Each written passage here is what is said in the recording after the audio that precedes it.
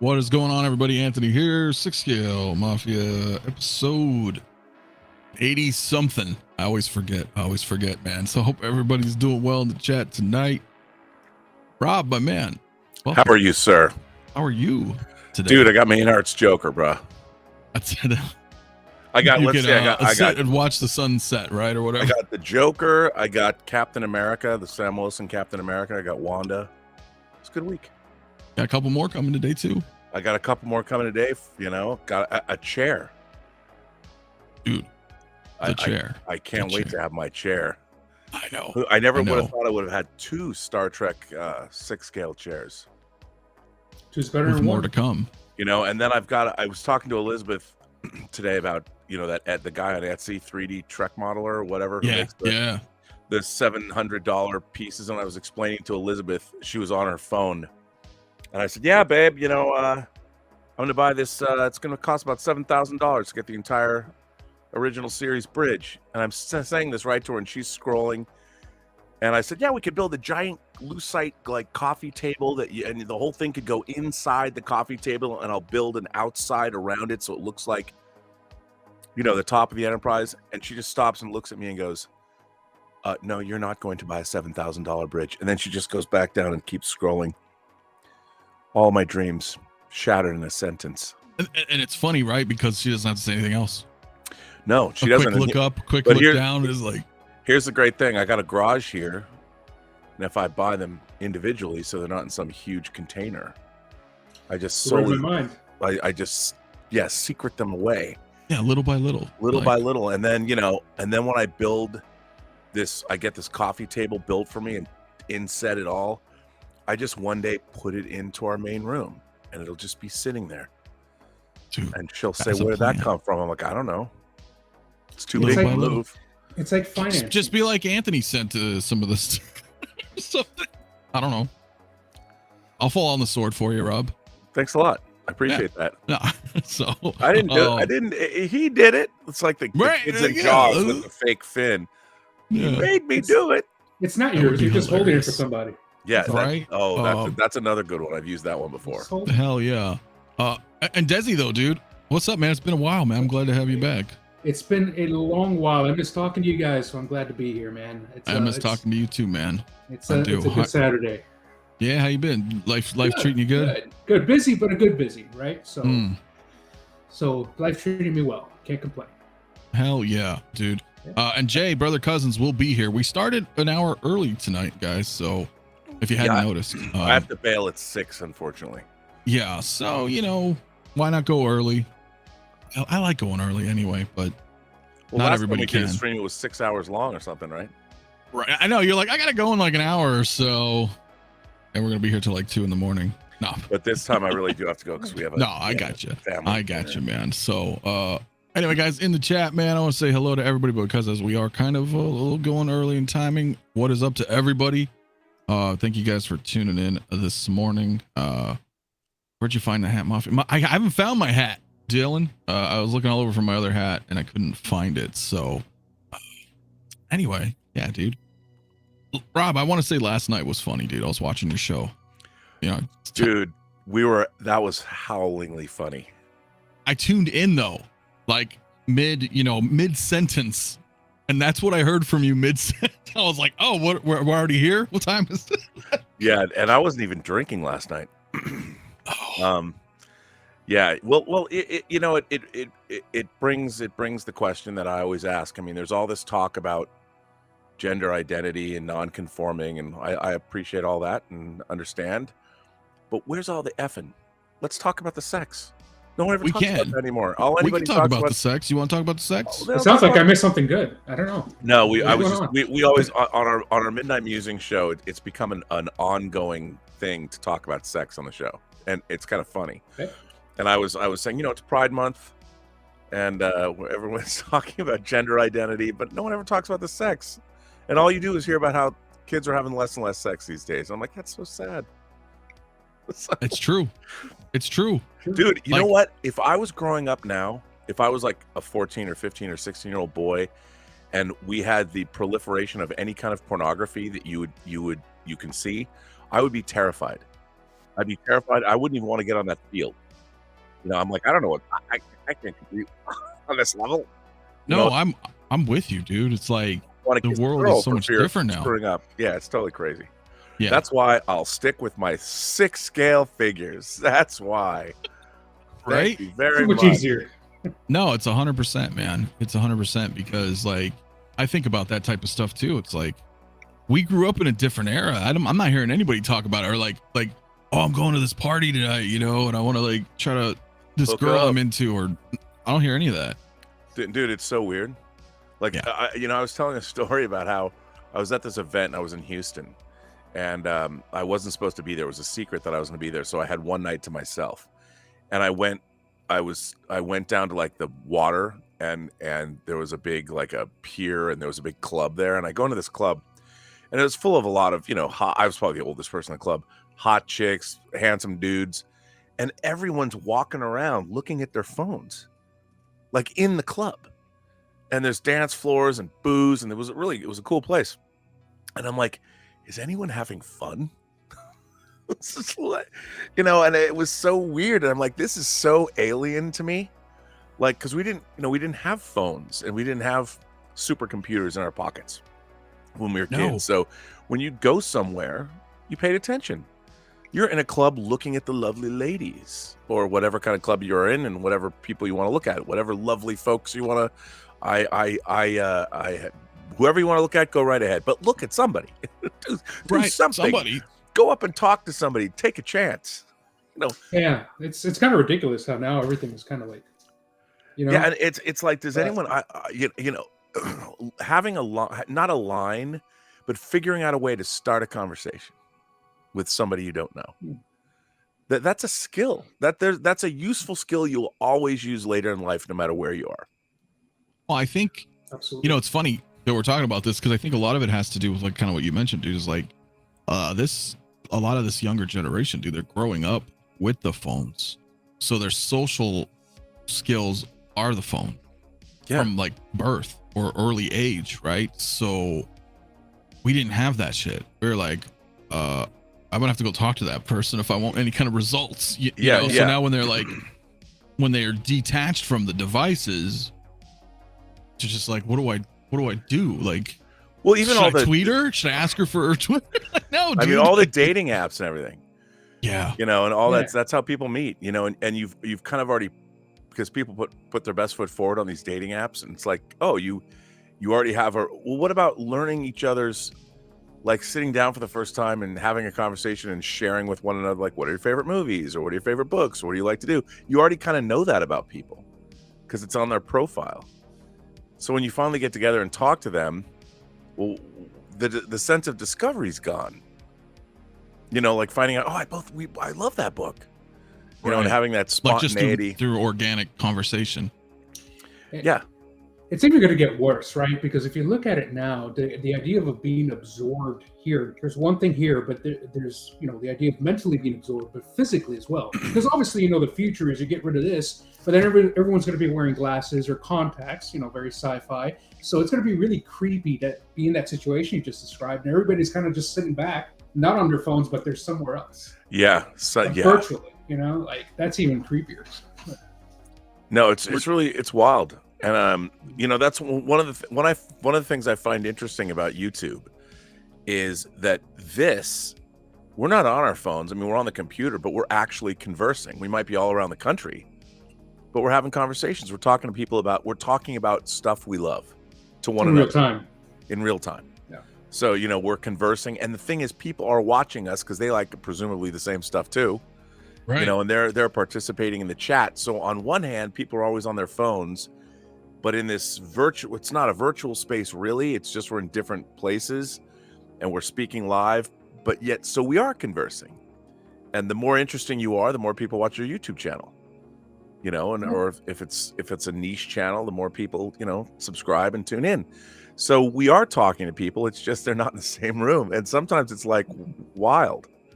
Like over the last 4 years, I've gotten to know more people, like you, Anthony, that I didn't know. You and I've never met in person. Not yet. We've never met in person. Like, I've been talking to you. There's people I've been talking to for years, every week that I've never met in person. Like I couldn't tell you if I saw somebody from behind how tall they were. I have no idea. I remember meeting Paulie from Latino Slant, who I really like.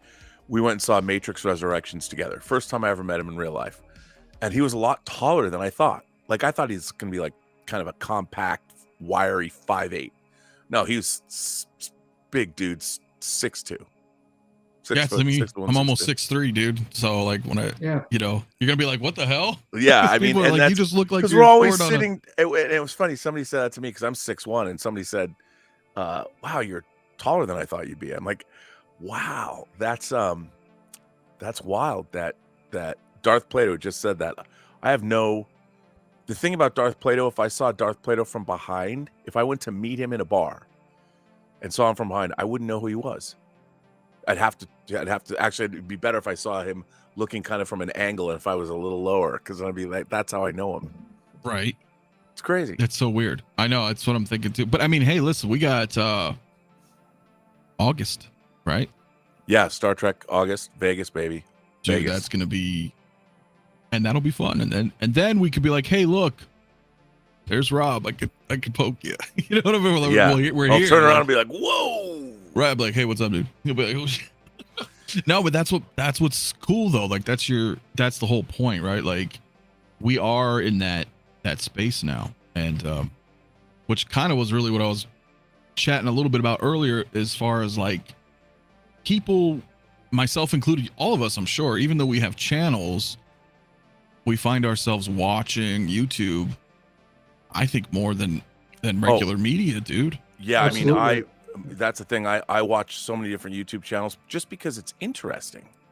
There's so many interesting things. There's news, there's hobby stuff, there's commentary, there's Joe Rogan, you know, there's which is a combination of all of those things. I mean, it's what I love about it is we can probably find out more about the world now than we ever could. Yeah. And YouTube is the place to do it because you get to see people interviewed for an hour, 2 or 3 at a time. So when did we ever see somebody interviewed for that long where you really get to know them? And also, you know, like perfect example, right? Because you were with me when we had Todd Stashwick on the show, right? A couple weeks ago. Yeah. Perfect example, right? He'll likely be interviewed for a few minutes somewhere for a promo spot, discussing, you know, Picard season 3, couple things. We'll see you later. And then that's a wrap. Like, they're not going to ask you, hey, do you like, action figures? Do you play Dungeons and Dragons? And so not only do you get to know people more in that respect, it's also live programming. So people, are interacting constantly in the chat, asking those questions and, being able to participate. Dude, I'm telling you, it's a different. It's less promotional, right? It's more of getting to know the person. And of course, that in itself is a promotion, sure, but it's very different. It's not a targeted promo. You're not here to, say your piece, shut up, get out about the new season 3, right? It's you're getting to know the person, which is cool. Yeah, and I think what's really interesting is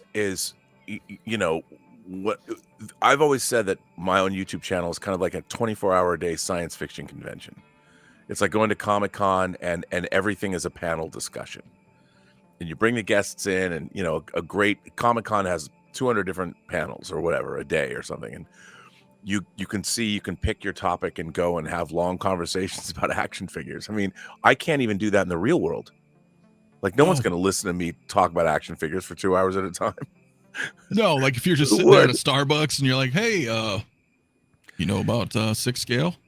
Yeah, I mean, we're talking about MetaMorphic Customs, I'm thinking to myself, like, if my girlfriend knew how much time I spent thinking about all the 3D 6 scale material I'd want to put in my Modja case to have the perfect display.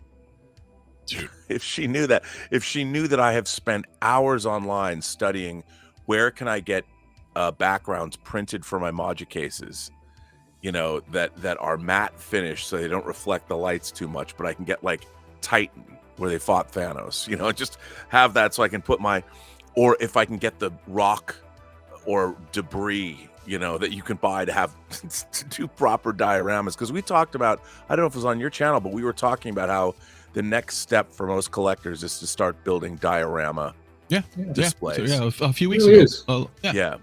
because you know everyone's got their museum pose figures or whatever, but you know, I mean, come on, Jazzing When you puts make that it big. 66 bat cycle up in die cast. Yeah, I'm actually gonna have Yost on next Friday too. We're gonna talk a little bit about that and whatever, you know, other progress of what's going on. But you're right, like that's what we're into. Did you? Yeah, I want to ask since we're talking about it. You did get the DeLorean, right? I haven't got it on yet. the way, or Yeah, ish? yeah. Okay. Yeah, I saw okay. that stand. You put up the pictures of that stand? Yeah, dude. I was gonna just bring it up just briefly because that's my buddy Seth, man, who's been kicking ass for a while, doing cool acrylic and displays. Yeah, dude, those stands are really cool. bro. Yeah, he dropped this today. I mean, So much dude, better that's- than the whatever comes with it. Yeah. I don't have this piece, but that looks a lot better. That's Yeah. so cool. This is so much better than that weird angled one that Hot Toys gives you. So Yeah. I was like, dude, I gotta show people this, man. It's in the Facebook group, of course, guys, if you haven't already, or you know, but you can go check directly to him, man, at Blue Ridge, man, and grab this, dude. It's freaking sweet, dude. Yeah. How much is it? 75, dude, but It's he's not much. you know, he's my buddy, so he was like, just tell him, you know, whatever I sent you or whatever, and he'll knock $10 off for you. So No, but 75. that's not bad, dude. Look, I think if people are making manufacturing stuff like this, you should pay them what they're asking because it supports what they're doing. Yeah. You know, yeah, he's making those things. He's figuring out a way to make that stuff on his own. So Look that's, how I mean, cool that is. I have to tell you, going down that Etsy rabbit hole, not just looking for that Star Trek stuff. I mean, the one thing I told you I bought from that guy who makes the bridge sets was I bought the Q throne, The chair, right? the chair, because I need, you know, Yeah. and I want to get the metal piece and have it just like jutting out off from the wall. But I do think like going on to Etsy and looking for 6-scale diorama pieces and stuff. I mean, now there's and watching what Lael did with the Joker display that he made. Oh, You that know, was it's so awesome, dude. It's so you look at that stuff and it takes your. I mean, it's one thing to have a bunch of action figures standing up, but if you put them in environments, then it becomes something more. You know, something multi-dimensional, and it evokes a feeling. I mean, I love my figures, but you put them in a scene. You know, it's And like it's people who do just- really cool action figure photography. It's I love that shit. It connects to a lot, right? Like it connects to like the playset aspect of buying a playset when you were a kid, not just the action figures, Yeah, or man. or the miniatures of used during movie filming. You know, they don't use them so much anymore, but that's what it brings back, and that's why I connect with them. So Oh yeah. No, and that's the thing, and finding people are so talented with what they're making. You know, I just look at this stuff and be like, oh my, like I wanted to find that this Aquaman is a custom Aquaman I got from a guy. It's, you know, it's, but Oh yeah, let's look at that. yeah, it's pretty dope. It's not all the pieces are here, but I mean, Oh I don't yeah. know. It's really great. But what it didn't have was a trident. Mm. You know, trident, and Right, you need to have the trident. yeah. So, well, what do? Just go online, 6-scale trident, and there's like 20 of them that come up. I wanted one that was die cast. Somebody in China makes one. Click, shipped to you, and I'm like, I've bought 6-scale red apple cigarettes from Quentin Tarantino movies. Mhm. Yeah. And I got they were incredible. And then the cigarettes that came with the red apple box were in molten. So you had unsmoked ones, and then you had smoked ones in various sizes. Like who does that? Like the guy who sold these to me, I'm like, you do. You made these cigarettes, You and I'm made like, 'em. this is awesome. Somebody took a lot of time, and the labels were sometimes little small stuff. The label things don't print very well. Yeah. These are yeah. really crisp printings, and I'm like, this is really neat. Like I could show it to somebody and go, wow, that's a 6-scale red apple right. cigarette. Like it's page. just the clarity is there at that scale. You're like, oh wow, look, this is like Yeah. that miniature that. And then it Yeah. becomes something more. It's the kind of thing where you want to have a character to have it in his hand. Where when people used to, I mean, I'm not a smoker, but when you'd do Yeah, the pop thing it with up. to pop a cigarette up, Mm-hmm. Dude, yeah, come on. I'm with you. Like I've been working on stuff slowly, like just even the licensed stuff, right? I mean, let alone like, because we're a sucker Or like, I mean, you know, the Bill and Ted got the freaking payphone. You know, little shit like that. I love that stuff. I love it. It's And then when you have a payphone, then you need a street.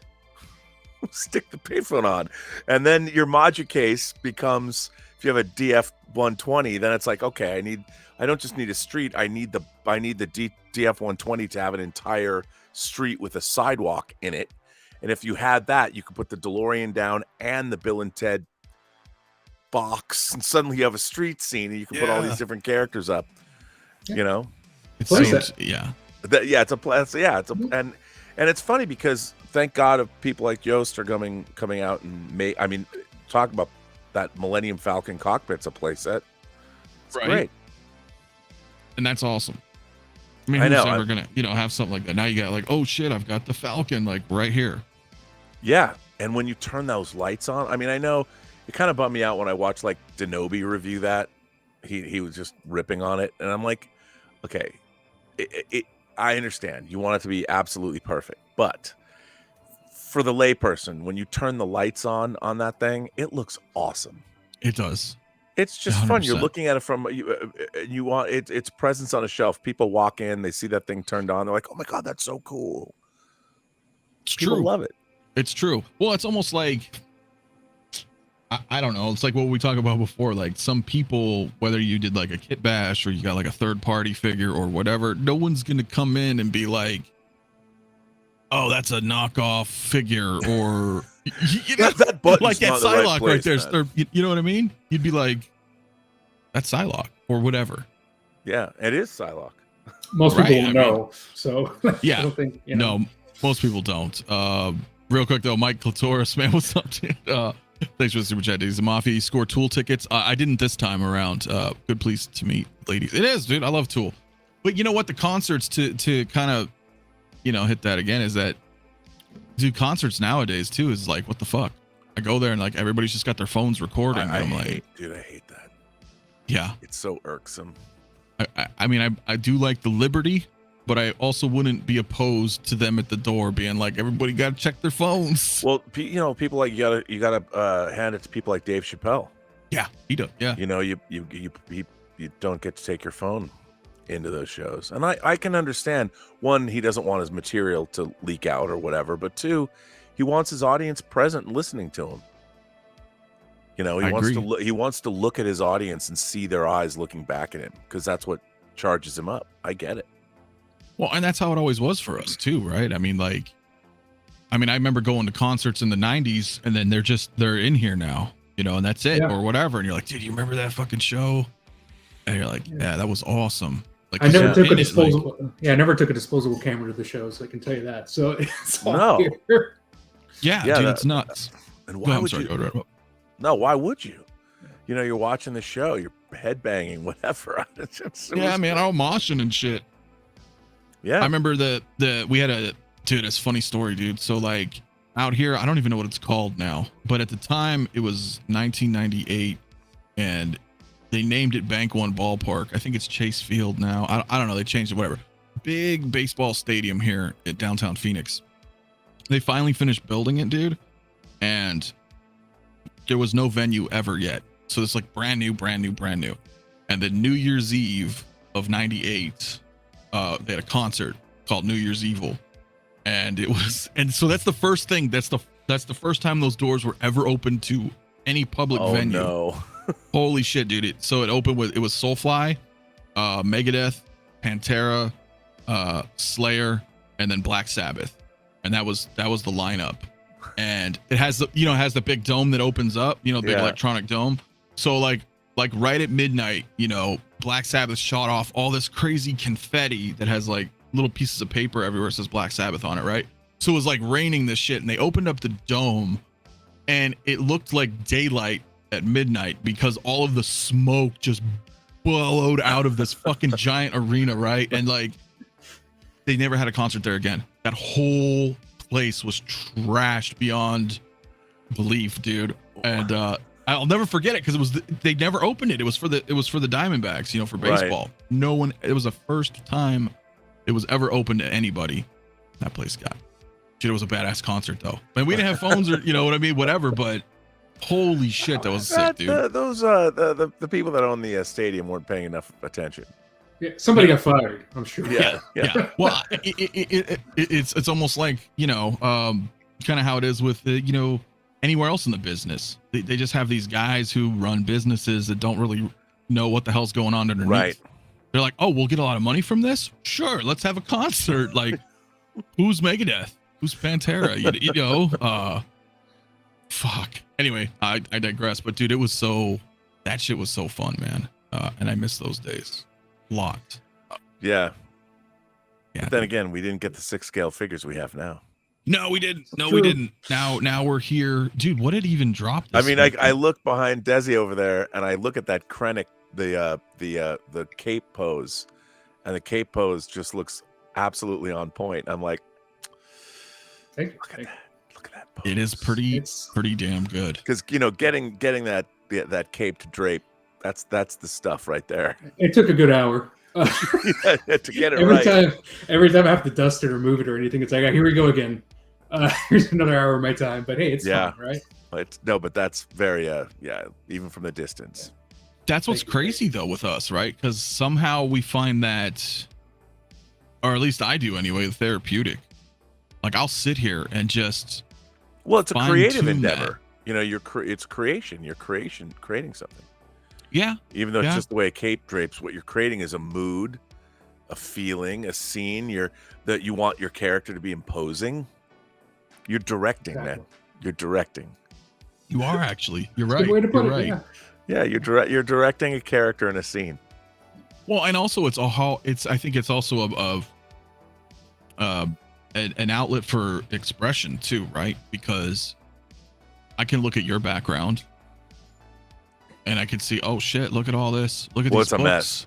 Yeah. Well, either way, but you are conveying like you behind you in your style. Like no, people can look and be like, oh look, there's arcades, there's books, there's figures, there's you know, and you design it the way you design it, just like we all do. Like it's an expression of I mean that's totally. Another cool.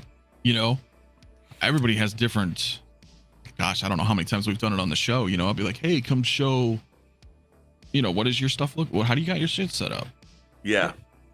It's sweet. And it's funny. I've never had it the way, the only time I've ever had my stuff set up, I had an office when I was working on the Star Trek fan film Axanar. I had a great office and I had a giant display case against one end and I'd painted it was exactly the way I wanted it because I had the right display. Like here, I've never had the Module case set up that I've wanted to have. So, and I have these 9 DF60s that I was going to put together like Hollywood squares until I had to realize, oh no, I got a lot more room here. And now I need 6 DF120s and I need those corner pieces to make I know. Oh. Those are nice though. So then what are you going to are you going to get rid of the bookcases behind you? Or are you going to have it off screen? No. So all those will be here. But so I'm in a garage, and so this behind me is like if you walk into the garage. If I was facing forward, this is the left side of the garage. This is the left corner of the garage, right here. Okay. So the garage door is right behind these cases. Here is where the garage door is. So it goes all the way up. So imagine the corner, that corner over there. That's where I want an L-shaped. So I could probably fit 4 DF120s. There's a door there, but 4 DF120s. So here's the DF120s. Here's the corner pieces. So you'd have 4 corner pieces. Then I would have the DF60s that I have, a DF120, DF60s, DF120, and DF60s. That's a big fucking wall. Well, it's pretty big, and it's looking at all the dimensions in my head. But it might be that I might not be able to fit all that on there. But that's kind of what I'm looking at. And if I had that, I wouldn't be able to display everything I have, but I would be pretty close. Like all your choice stuff. Yeah, like I'd put I would love to put the 66 Batmobile in there, and you know that kind of display thing. Because once I had that stuff, then The rest of the stuff, like here, like these are just figures that are like right here that are just accumulating here. They don't belong there. They're just kind of. Yeah. What even? Oh yeah. I no, love just that kind Bowie of- though. And So- Freddie Mercury. So yeah, no, well, this is my band. They're gonna stay. I like my band there, but everything else except that, except he's got to go. He's U.S. agent. but like over here, that's the Kingdom Come Superman. Then I've got Robert De Niro from Heat. Then these are Sandman statues. Why they're there, I don't know. There's Rorschach or Walter Kovacs from Watchmen, the So-So Watchmen. That's Al Pacino from Heat. And these figures, I just took them out of the box and set them there on their journey to wherever they're going to wind up. But No, that works though. That works. I mean, I've done that. Like some stuff's just kind of there. yeah, and the only reason being is because I was going to build. I have 3 modular cases built, but I wanted to have the 6, and then I might just do the Hollywood Squares thing anyway. Yeah, it's just that I don't want to take them apart again. You know, I want to build because once you've got Yeah, the you're back locked in, mounts, dude. Yeah. So, Well, you know what you could do though with the DF60s, right? Since they're nice cubes, yeah, you have a great opportunity there to have a chair and Kirk and Spock and yeah. Boy and perhaps Savick and something else. Yeah, and, that is hey, look, true. that it's its one place. Yeah, although Slowly. I do want to have it. It would just be cool to have it all illuminated. Because what was interesting in my What's up, office, Jason? where I had my favorite setup, Mhm. my desk, it was this desk actually. This is a really nice desk. It's a huge desk. It was facing my wall display case, this really heavy duty, and I probably had this was back, I want to say 2017. I made a video of it. It's on my channel of my Hot Toys collection at that time. And I was looking at it. So all day long, like it'd be like this setup, but imagine Right, like you're here looking at your camera, but in the distance is like it's my entire. So I'd come in the morning and it was all illuminated. I'd turn the lights on the case, and it was so soothing because I would just it had themes and sci-fi characters, and here's the Avengers were on one level, and then Batman and the DC characters were on. It was just cool, and you know, that's why you care. And it didn't matter to me if anybody saw these figures but me, but it was great. Well, And- let me ask you, you prefer that, do you? Like, hey, my collection's mine.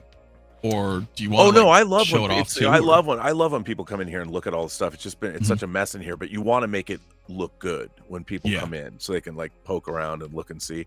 But there's nothing more fun than to watch, like, if I don't have many kids coming over here, when kids come over and they just like like when I was married, we lived in this really cool guest house, and there were these 2 kids that lived in front of us, and my ex-wife did not like these 2 kids. And she said, never can you ever bring those kids into our house, because they'll never leave. Once they know what you have in here, they're always going to come over. Because I would always play with them because their parents were awful. So I would throw the ball or play frisbee with them, and they were always wanted to, because they could hear me playing movies at ear-splitting volumes, and they wanted to come in and see. And but with all the figures and all the stuff it was all out and on display, my wife was like, no way, don't ever bring those kids in here. I'm like, yeah, but it would have been so much fun to do it. That's kind of the fun thing, to have all this stuff. You'd be When surprised. kids come in and their eyes They get could be all well big. behaved. Yeah. Well, But you gotta have everything locked down behind the acrylic and everything. Well, it 'cause- was more like my ex-wife knew that I'd just be friends with the kids, and they would knock on the door, and I'd be like, yeah, come on up, let's watch a movie. My Right, wife let's would have go been like, hang out. because you know, I have friends I have friends in their 80s, and I've got friends in their teens, and everything in between, and I've always had that, and it would not fly, like especially video games. My wife hated. She would only want me to play video games with headphones on. You drive her crazy playing Grand Theft Auto 3. Man, yeah, no. I want to play that on the system. I want to hear it. You know, Yeah, other than man. Just, Well, you know what I'm now with saying? video games with surround sound and Dolby Mhm. Vision and 60 frame rate, 60 frames per second. I mean, come on. we as geeks, we live in the best time to have ever been alive. There is not a Absolutely. better, because you've got the nostalgia factor, so we're getting the best toys. Like, they make better versions of model. Like, I can get better spaceship models Like they just announced at Wonderfest, they showed the Klingon, the 𝗕𝗘𝗥𝗢𝗢 class battle cruiser from Star Trek 6, Kronos 1, but it's a big one. You know, it's a 1/350 scale. I've always wanted a big one of those. It comes, you get etched brass pieces. I'm like, come on, bring that shit on, son.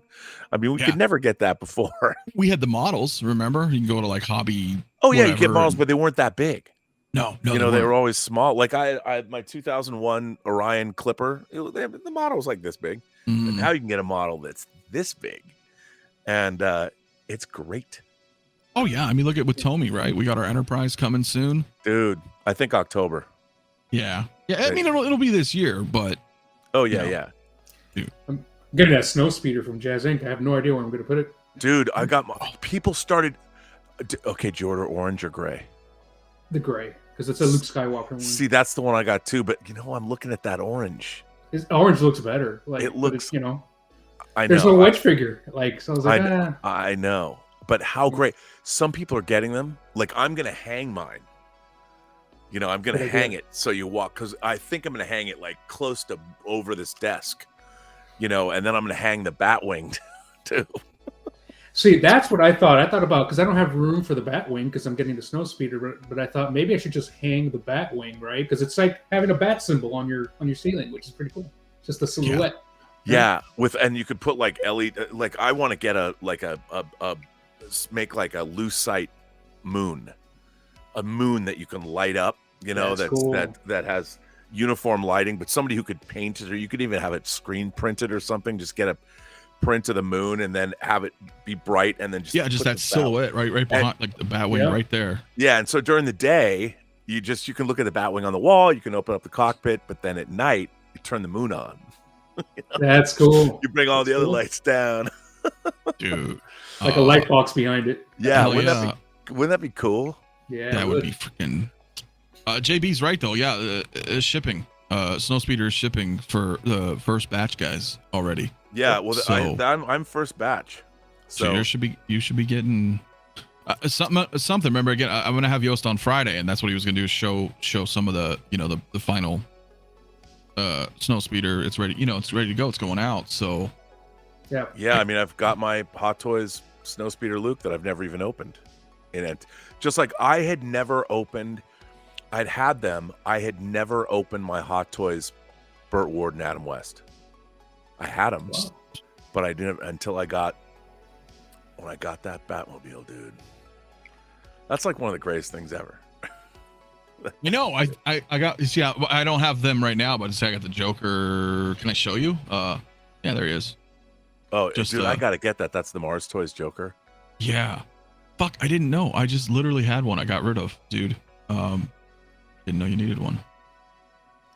It's the best. It's the best, dude. Yeah. You gotta, yeah.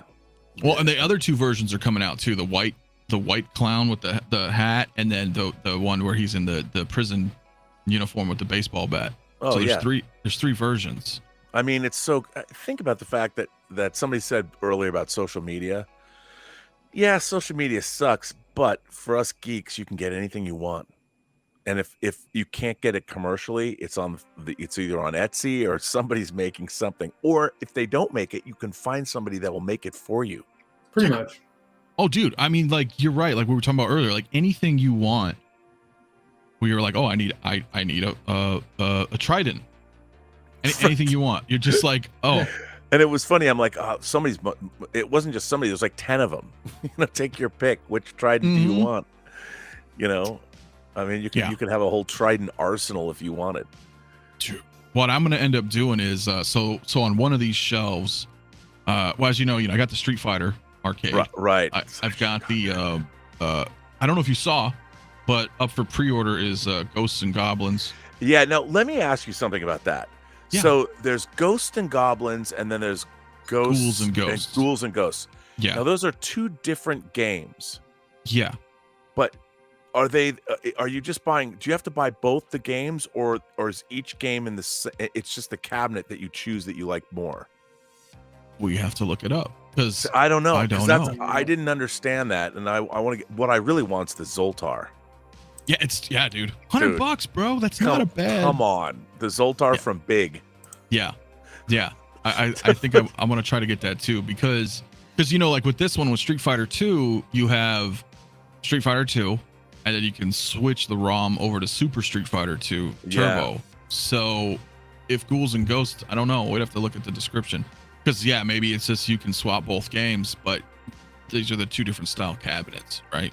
But that's what I want to do. I wind up having this whole 80s arcade, you know, or Yeah. 90s, and it, dude, that's Well, it's like I did get the Space Ace. The ones I missed, I was so stupid because I've got Centipede, Tempest, Asteroids, Missile Command, 1942. I got 1942 on the way. 𝗕𝗘𝗢𝗡, and I think that's it. And then I got the Change Machine that asks. Now you've got yours on right now. Oh yeah, mine's on. So Mine's literally now, on right there. How do you turn that on? Do you have it hooked up into? Do you have the USB hooked up somewhere? And when you turn the lights on, it pops on. Yep. Well, I mean, the only I don't know about the other arcades, but for this one, there is an on-off top button switch. Yeah, there's on-off buttons too. Yeah. So because it's battery powered too, so that's the thing. So when everything gets shut down, it's still on because it has battery power. Yeah, it has. But right. So Where do you get these? Sideshow or? You can, or you can go to New Wave Toys. Yeah, Those New are the Wave guys Toys that is the make it. company that makes them, and they're 6-scale, absolutely faithful arcade reproductions.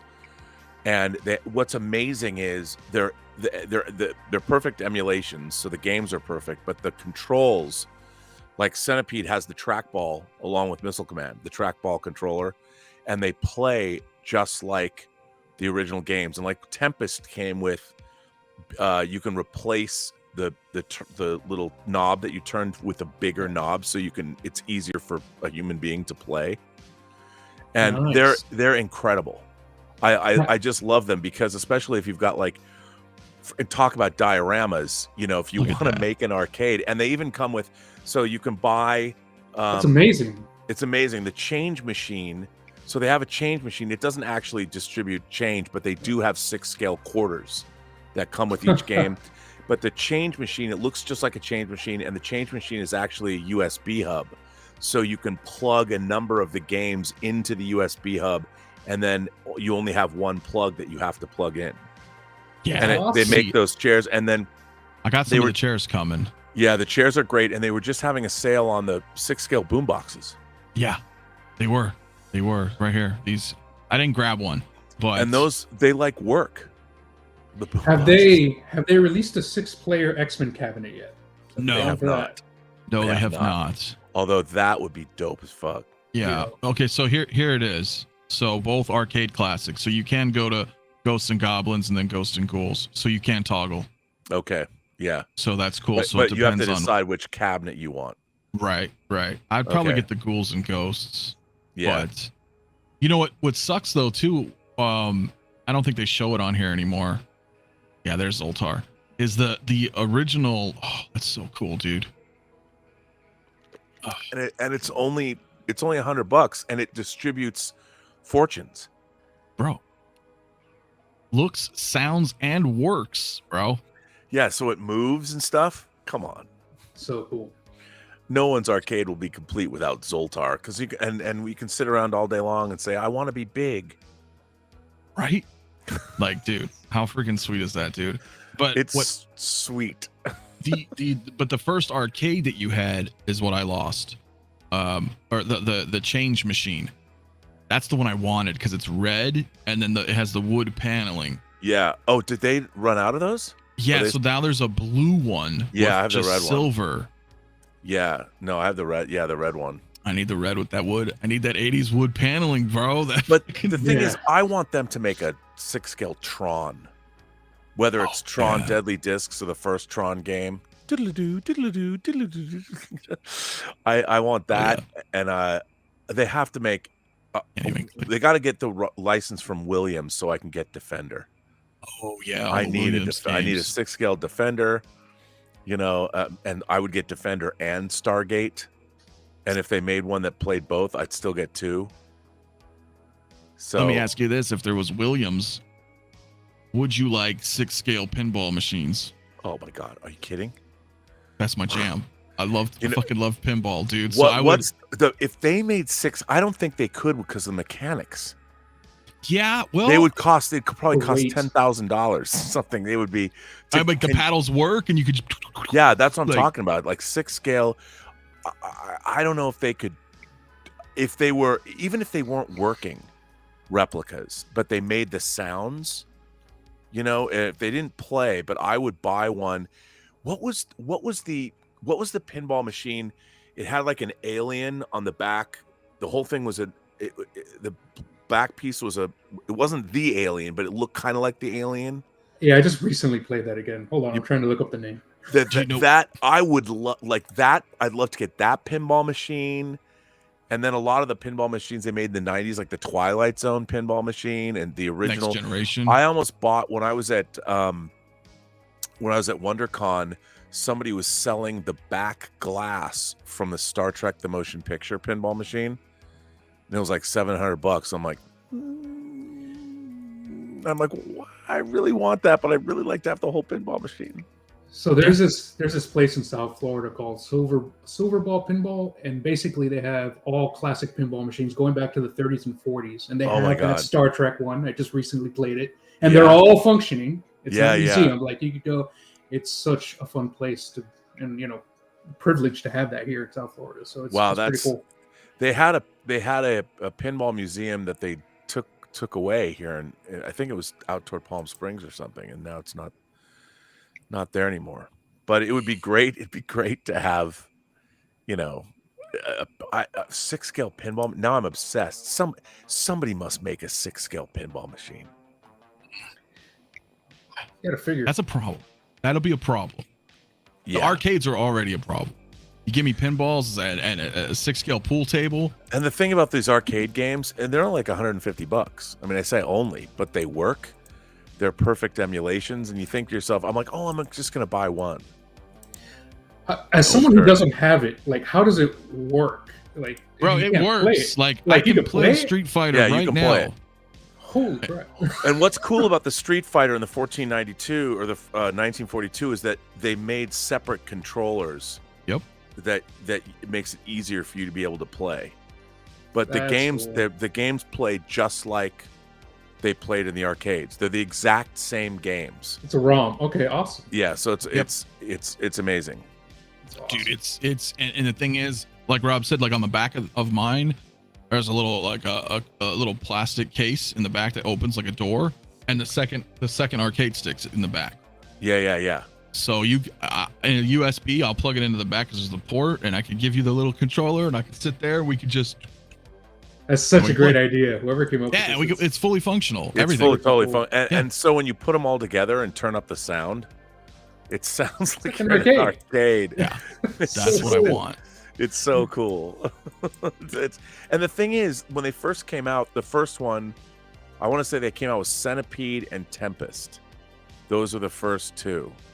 And Tempest is a vector graphics game.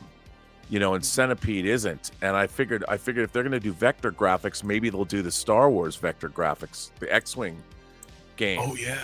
Because with the X-Wing game, and when maybe they'll do a sit-down version, like the cockpit version. Like, how cool would it be to have an X-Wing vector graphics game with one of your Star Wars 6-scale Hot Toys figures playing it? And R2 and 3PO are watching. Well, and that's what I was doing earlier. I had fucking Ryu playing Street Fighter. Right.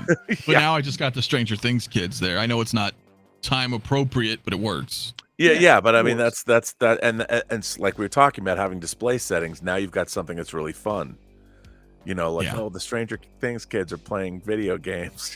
Well, and that's what I want to do. I want to build a one shelf that's like a basement, and get a couch, and the walls will be like the wood paneling. I'll get little Dungeons and Dragons stuff. Well, there's a dude. There's a guy that I've been seeing his videos are popping up on my Facebook page, where he does that. He makes an entire room with age or appropriate posters, and like it's an entire bedroom.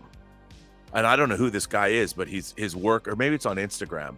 His work is incredible, and I'm like, I need that. Like these Billy bookcases. That's give me a side of a bedroom, and have a kid in there or something, and make a Stranger Things bedroom. I don't want to make an 80s basement. I can put the kids in there. I could put any 80s. You know what I mean? Anything. You can just have fun with it. Take photos, do whatever. Bob Dylan sent me. You can't see them, but they're here. He sent me amps, like you can't really behind Hendrix. Yeah, behind Hendrix, those guitar amps, and they're like perfect. Those guitar amps are perfect, and I'd love to build like a stage, a full stage with interactive lighting and stuff. Oh my god, yeah. For the ultimate super group, because you got Kurt Cobain is coming out. Yeah, soon. And then I need there's other people that I need a bassist and a drummer, and I'm getting the Ryan Gosling from La La Land, his character, because he comes with a piano, so he's gonna be my keyboardist. Hey, it works. That works. That's a band. We need John Bonham, dude. Well, that's the thing. They need to make like more figures that come with the accessories, or it's weird that So-So's doing a new Prince.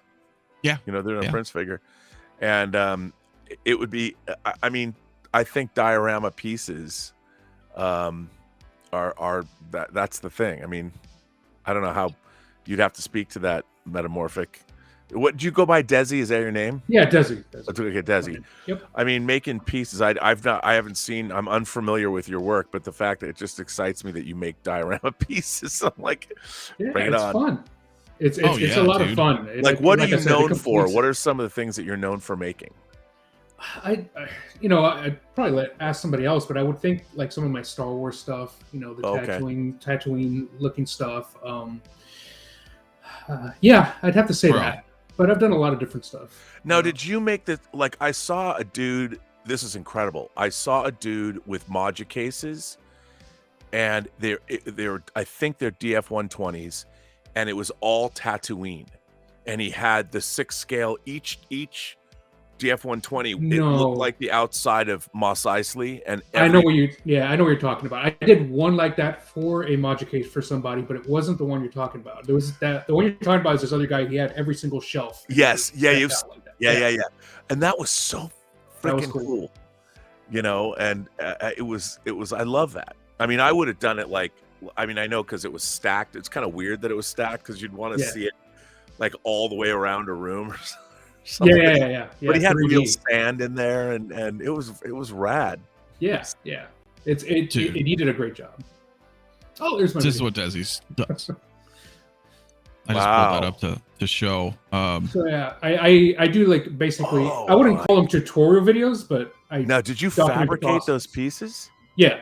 So the metal parts are like 3D printed, right? That air filter thing is 3D printed. From a file I got online from somebody else, and I put it together. God, that is so awesome! Yeah, thank you. It's a lot of fun. Now, how long would it take you to do that piece? Like, was that a commission for somebody? Yeah, that was my last commission. I haven't done commissions in a while, but it took me about 3 months to actually from start to finish.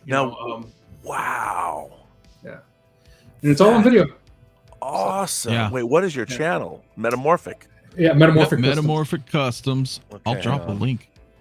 I'll put a link in the chat right now. Oh boy, now another rabbit hole to go down. I love it. Another rabbit hole, dude. How did I not see this before? I know. And Oilers is in here too, right? Oilers another one, dude. Oilers kicking ass, doing great shit. Jordan, check out Oilers Workshop too. He does this. Yes. He does the same. He has some amazing work too in dioramas. So check him out. What's his name? Oilers Workshop. Oh, he's in the chat. Oilers. It's funny because I watch like spaceship model building channels, like Aztec Dummy, and Trek Modeler and stuff. Like other people watch porn. So now I've got more more. So wait, Oilers Workshop. Yep. You see him there. He's also on Instagram. Subscribe. Boom. There you go, Oilers. If you're still in the chat. Oh my God. He's done how to make a miniature roll-up garage door. Oh, this. Why did you guys tell me about this? Why? Because that's what we do. That's what we do. Info. Oh no! Right. Wow. What's up, Jay? What's up, people? How y'all doing? Sorry that I Good, was man. late. You're all right. Am I don't I think you're late? coming through No, your you're mic not. though. What? Yeah, you're not. Son of a bitch. Yeah. Hey, look, you know what? There's even a review on the Oilers Workshop of one of the New Wave Toys boomboxes. Oh, there you go. M90 vintage portable micro blaster, big power stereo 1/6 replica. Oh my God, this is okay. This is a rad video already. Dude, Oh man, I love this channel. I don't know if he's in. Got good stuff. Man, Oh man, did he walk away? Oilers, you're not even in the chat right now. He was in here talking. He was, as I said hi. here, you got to look at the way he started this video. Just made me smile. Here, I'll put it in the chat. Let me see. Okay, you know what? He just sold me. I have Do to we get have one it? of these. All right, let's bring it up. Let's bring it up real quick while Jay reconnects. Yeah, whoops. just play the beginning because the beginning's dope. All right, let's see here, guys. I'm sold. I wasn't gonna buy one of these. Now I have to buy one of these. Yeah. There we Testing. go. Testing. Can you guys You're hear better. me? Okay. You Perfect, are better, perfect, my man. Perfect. There we go. Let Desi, me- what's up, What's brother? up? It's been a while. Good to see you, It's dude. been likewise, bro. Likewise. I know it's been a minute. There we go. There's Oilers. He's here. I This guess is you his can't hear the video. music. Oh, we There- could. Yeah, you got to hear the music is what cracked me up the Hold most. on, let me rewind it. Yeah. We hear it? Yeah. I was immediately cracking. That piece of music is great. With the coffee, that cracked me up. That's awesome, man. Oilers. I gotta get that. By the way, there's a perfect figure to pair with a So I'm a miniaturist that box. doesn't I normally mean, a buy lot. boombox. Hell yeah, dude. That's good, dude. I'm gonna yeah, guys. You guys know Oilers, man. I know you do in the chat. Well, maybe not everybody does, but I didn't. also, I guess yeah. Rob, you didn't. So Rob's now subscribed. Here's Yes, I Oilers am. in the chat. Go check him out, man. He does awesome shit. Him and Desi both like amazing stuff. But yeah, Jay, you sound you, good, man. How you doing, bro? Doing good. Sorry for being late or No, we just started a little earlier today. Yeah. I forced yeah. it because I've got to go at any minute. I'm going to be summoned. Yeah. So, Oh, how you doing, man? Doing good. How y'all doing tonight, man? I'm doing good, man. I'm doing. Well- Oilers, did you write the music? He says he wrote that music. Oh, that's what's up. That's awesome. That was awesome. No demonetization there. Right. No copyright. Yeah, strike. dude. That is badass, dude. Yeah, we were just shooting the shit, Jay, you know, talking about Yeah. figures and talking about YouTube and how we tune into YouTube more than conventional media, you know. I don't watch a lot of. I find myself not watching a lot of movies right now. There's been a couple of movies like I've been trying to watch that Air movie, about the It's Jordans. so good. I gotta watch it.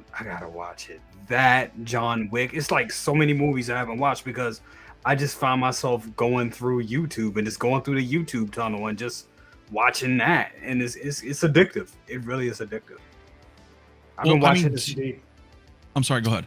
Now I was like, I've been watching this thing. I don't know if you guys ever seen it. It's a channel called Top 5. It's some creepy shit, but it's great. It is real good. Like they talk about all kind of stuff, like top 5 ghost sightings in the world, top 5 paranormal experience. It's like it's like you can't just watch one. It's ridiculous. Have to check it out. I'm so much into it. Yeah, guys, 135, 40. Let's hit that like. Whoa. Obviously, if you haven't subscribed to Rob at the Burnett Work, Desi MetaMorphic Customs, brother cousins, their links are right here. It's super easy. There you go. Just subscribe to Metamorphic. Hell yeah. There you go. Thank you, So, sir. no, but Jay, that was my whole point. Is like Yeah. kind of like why I made the thumbnail tonight, because you know me and we talk about this a lot, and Rob and I here and there, is that are you guys feeling, or is it just me, like a little burnt out? Like, is there too much? Sometimes too much. Is there fatigue going on here, like with Marvel and Star Wars, the superheroes? Like, You mean collecting the actual product? I mean the Marvel. product. Like, I'm not looking forward to stuff. Is it some serotonin that's just not clicking anymore, or is Well, it? Is it the writing? Am I burned? I think it's been I think, especially with Marvel, there is a lot. That's the thing. There's a lot to watch. You get it's so much. Like we were just talking about, it's so much stuff on YouTube, and now we're at a weird time where I feel that people are still going to see actors in movies and stuff like that, but then you have people. Do you have like actors and stuff competing with like just regular Joes, like people watching this stream right here? They just want to see, So it's a real weird time. It's just so much to consume and so much to watch. But I do think when it comes to like stuff like the Marvel Cinematic Universe, or even just the Disney product, I think it is a lot. I think they burnt them. It's not special anymore, if that makes any sense. I think. Yeah, I agree with you, but I do think every time, all you need is one great thing, yes, to bring the excitement back. And for me, I love the scripts for Secret Invasion. You've seen that? They better not disappoint me, because and I think here's the problem. The first 23 movies of the Marvel Cinematic Universe, the Infinity Saga, sure, some were better than others. Yeah. But even when they weren't that good, they were still pretty good. Like, people thought, Iron Man 2 sucked. You go back and you watch Iron Man 2 now, it's wildly entertaining. It's still pretty good. It's still pretty good. I mean, they're setting up things. Even I love Iron Man 3. A lot of people didn't. I loved Iron Man 3. Yeah, that one grew on me. Yeah, I love it. I love it now. When I first seen it in the theater, I was like, but now when you're talking about Iron Man 2, Thor: The Dark World, and Thor: The Dark World, and what's the other one? Oh, and The Incredible Hulk. Like, when those are your disappointing movies, you're doing pretty good, because those movies are and when you watch them and go back and watch them now, knowing where they fit into everything, they're fine to watch. It's fun to watch. And I think that the only other thing, a lot of people hate this movie because they hate Brie Larson, but even Captain Marvel, I find entertaining. I mean, I love alien invasion stories, and I love the Skrulls. It's not perfect, but it's fine. But I think people's estimation of Captain Marvel is about to go up because of what happens in Secret Invasion. If they don't screw the pooch, the TV shows have been so hit and miss. I mean, I really like WandaVision because it was so intriguing. I love that one. Yes, but the rest of it, and I really like Captain America, or Falcon and Winter Soldier, because of what it was trying to do. Yeah. But Secret Invasion, of all these things, for me, the disappointment level is really high because I'm anticipating it. I'm expecting it because I love the scripts. And I really love the story that they were telling, and I thought it was really, really good. It's a great science fiction story. It's a great Nick Fury story, and I really liked what was happening. And they could have easily turned that into a movie and made a 2-hour sci-fi movie out of it that had elements of things like Alien Nation.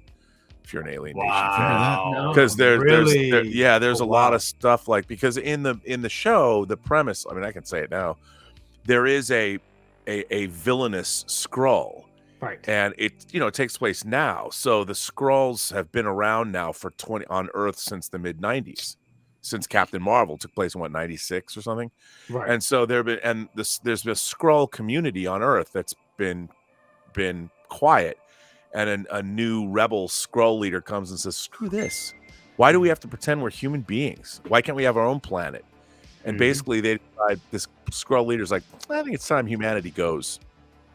And pulls some Bond villain shenanigans. I love it. I love it. I hope it's. I want it, and I know that it's substantially different from the comic run. Oh yeah, yes. Oh but yeah, it kind of had to be, but still, it's got a lot to love in it. And remember in the comics, it was Elektra who died. Yeah, and then she turned into a Skrull, and people were like, "What the hell?" Like, yeah, and then it starts to unfold. They're like, "Oh, they're here!" Like, yeah. Walking among us, but it was really good, and I don't know if they're going to stick with it, but something happened at the end of the first episode. I was like, damn. Well, 2 weeks. I would say that there's a certain figure, certainly a secondary Marvel character, but there's a certain figure I'm glad I have. Let me just say that. Really? Ooh, got me wondering. Interesting. Got me wondering. That sounds good.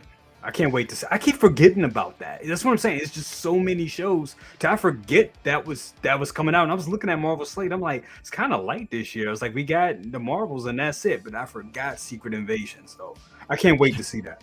Yeah, but see, that's my thing. I'm not even looking forward to that movie. Ant-Man, Wakanda Forever. Ant-Man and Thor like, were they Thor, Ant-Man, Yeah, bad. that bad. was very bad.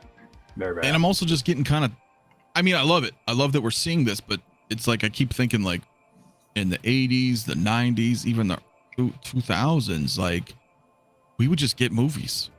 Like it didn't matter what the hell it was, any genre. It was just a movie, and you were like, cool, I'm gonna go see this horror movie or comedy or action. And like shit, they just dropped the fucking Expendables 4 trailer. Like that's cool to me. I know it's gonna be corny, but you're just like, those were big movies. Those were big tempo movies at one point. Those Expendable movies. Yeah. And now it's I don't know. You know what I think it is I've been feeling like the writing's not there. No, and that's what's disappointing. I felt the writing for Secret Invasion was good, but like I was so disappointed in She-Hulk. I mean, I thought that, come on, the way that Marvel's pretty good at combining superheroics and comedy, this will allow. And I watched this and I'm like, every episode, I'm like, what is this? This disjointed, they had the comics to show you the way. Yeah. The wall breaking, the John Byrne run. And it's like, do that. I found it insulting. It was insulting. I was like, but I was still compelled to watch because I got to a point where I was like, how bad can it get? And it got very bad. It went there.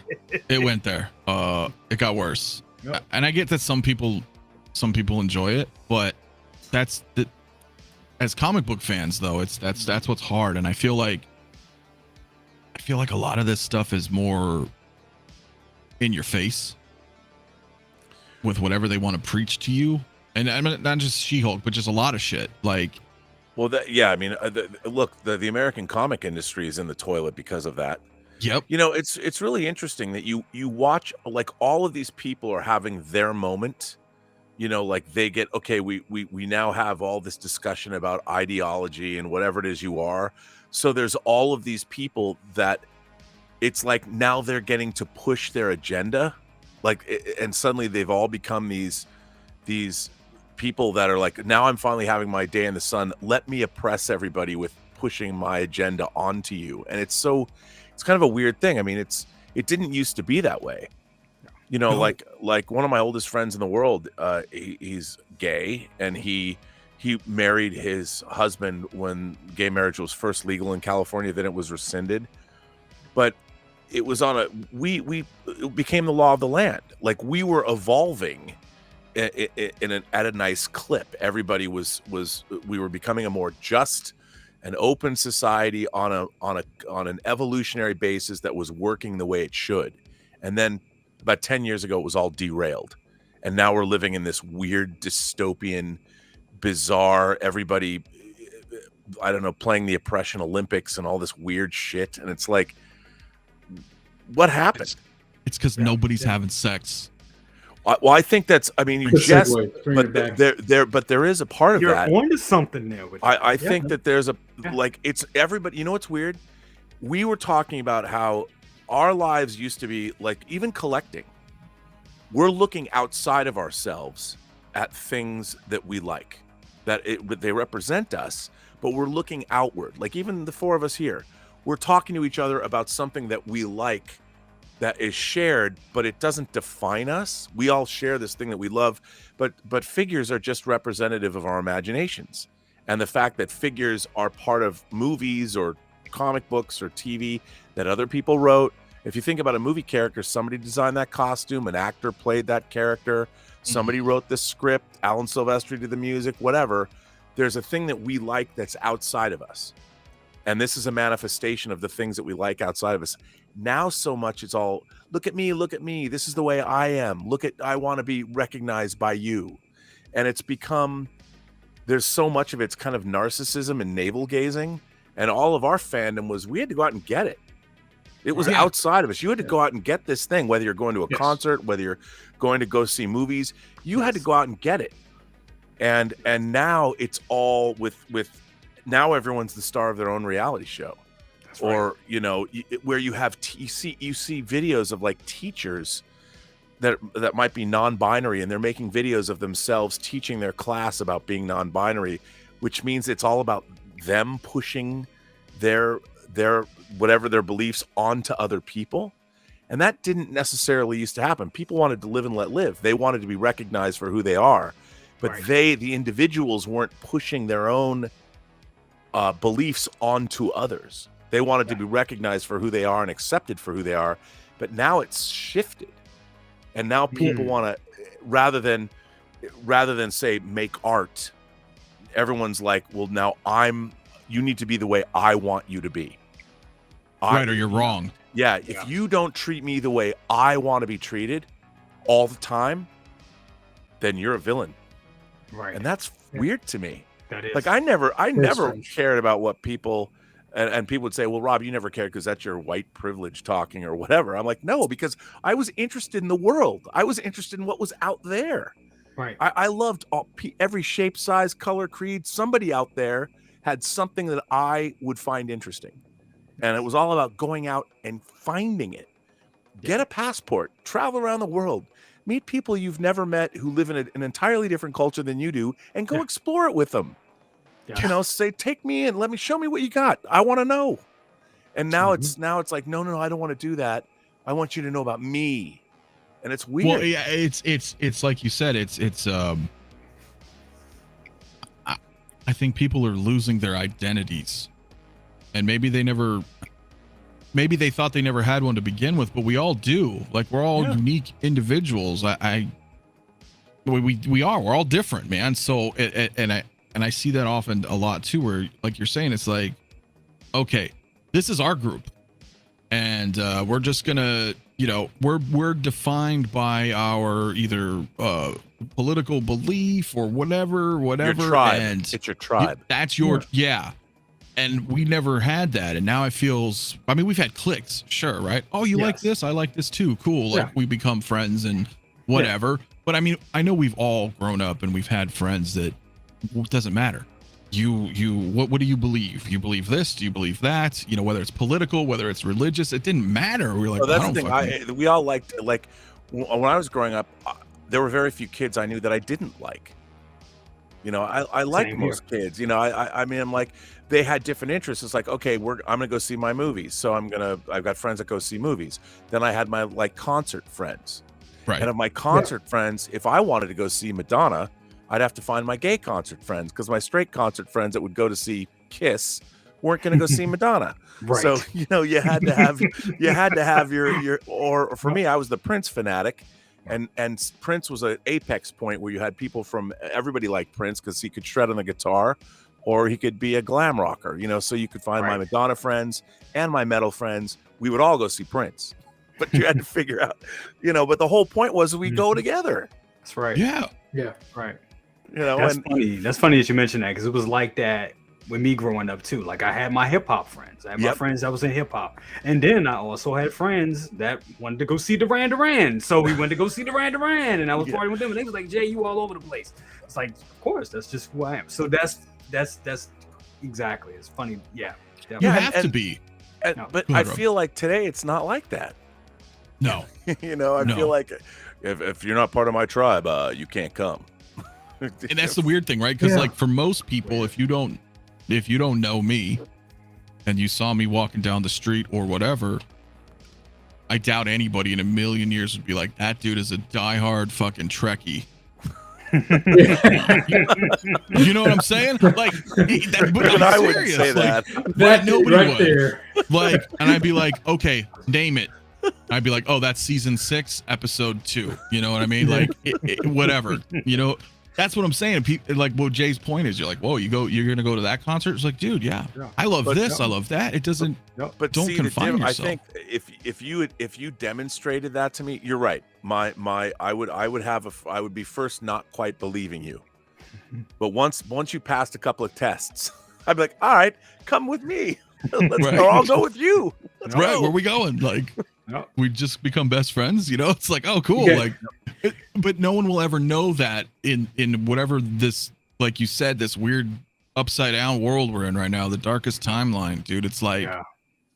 you could be a really awesome person, but you won't bother to get to know that person because you're like, oh, bad. You don't subscribe to what I believe. And Yeah, that's it's weird, like, man. your beliefs don't define who you are as a human, dude. Like, we never Right. had that. Right. We never. Nowadays, I got people that are like, "Oh, I won't even talk to family." You know what I mean? Because Yeah, they're 'cause like, "Oh, everybody they gets- voted for whoever," and you're like, "What Yeah. the fuck?" Like, Yeah, my coworker just told me that. She was like, Really? She was like, yeah, her sister worked in the same building, and they don't talk because of, I don't know, politics, politics and ideology. And I'm just like, as if Yeah, either exactly. party even gives a fuck about any of us. basically, thank you. Like, do you Thank know you. what I'm saying? Like, Thank you. okay, so you're on your deathbed, and you've now not spoken to your family for 20 something years because 20 something years ago there was a president that you didn't agree with, and are they going to come to your bed? Are they coming to your funeral to pay respects? Are they, giving you a shout out on fucking Twitter? Like, no. You know what I'm saying? So it just doesn't click, dude. That's right. We are in a cultural civil war. Well, but we're not, when we say we're not really there yet, because no one's picking up arms against one another. Not yet. And I think, look, that dust up might happen. We might get, but I do think if it goes that far, people are going to say, wait. And maybe something really tragic is going to have to happen before people do that. But we're going to realize, like, I'll tell you something. I was telling this story the other day. One of my tires of my Prius Prime blew. Must have hit something, and it just shredded. And I was by the side of the road in my neighborhood, and like 5 different people randomly stopped that I don't know.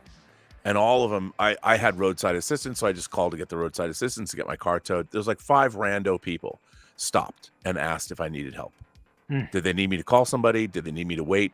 Did they need me to wait there, watch my car while I went to the gas station? 5 random people.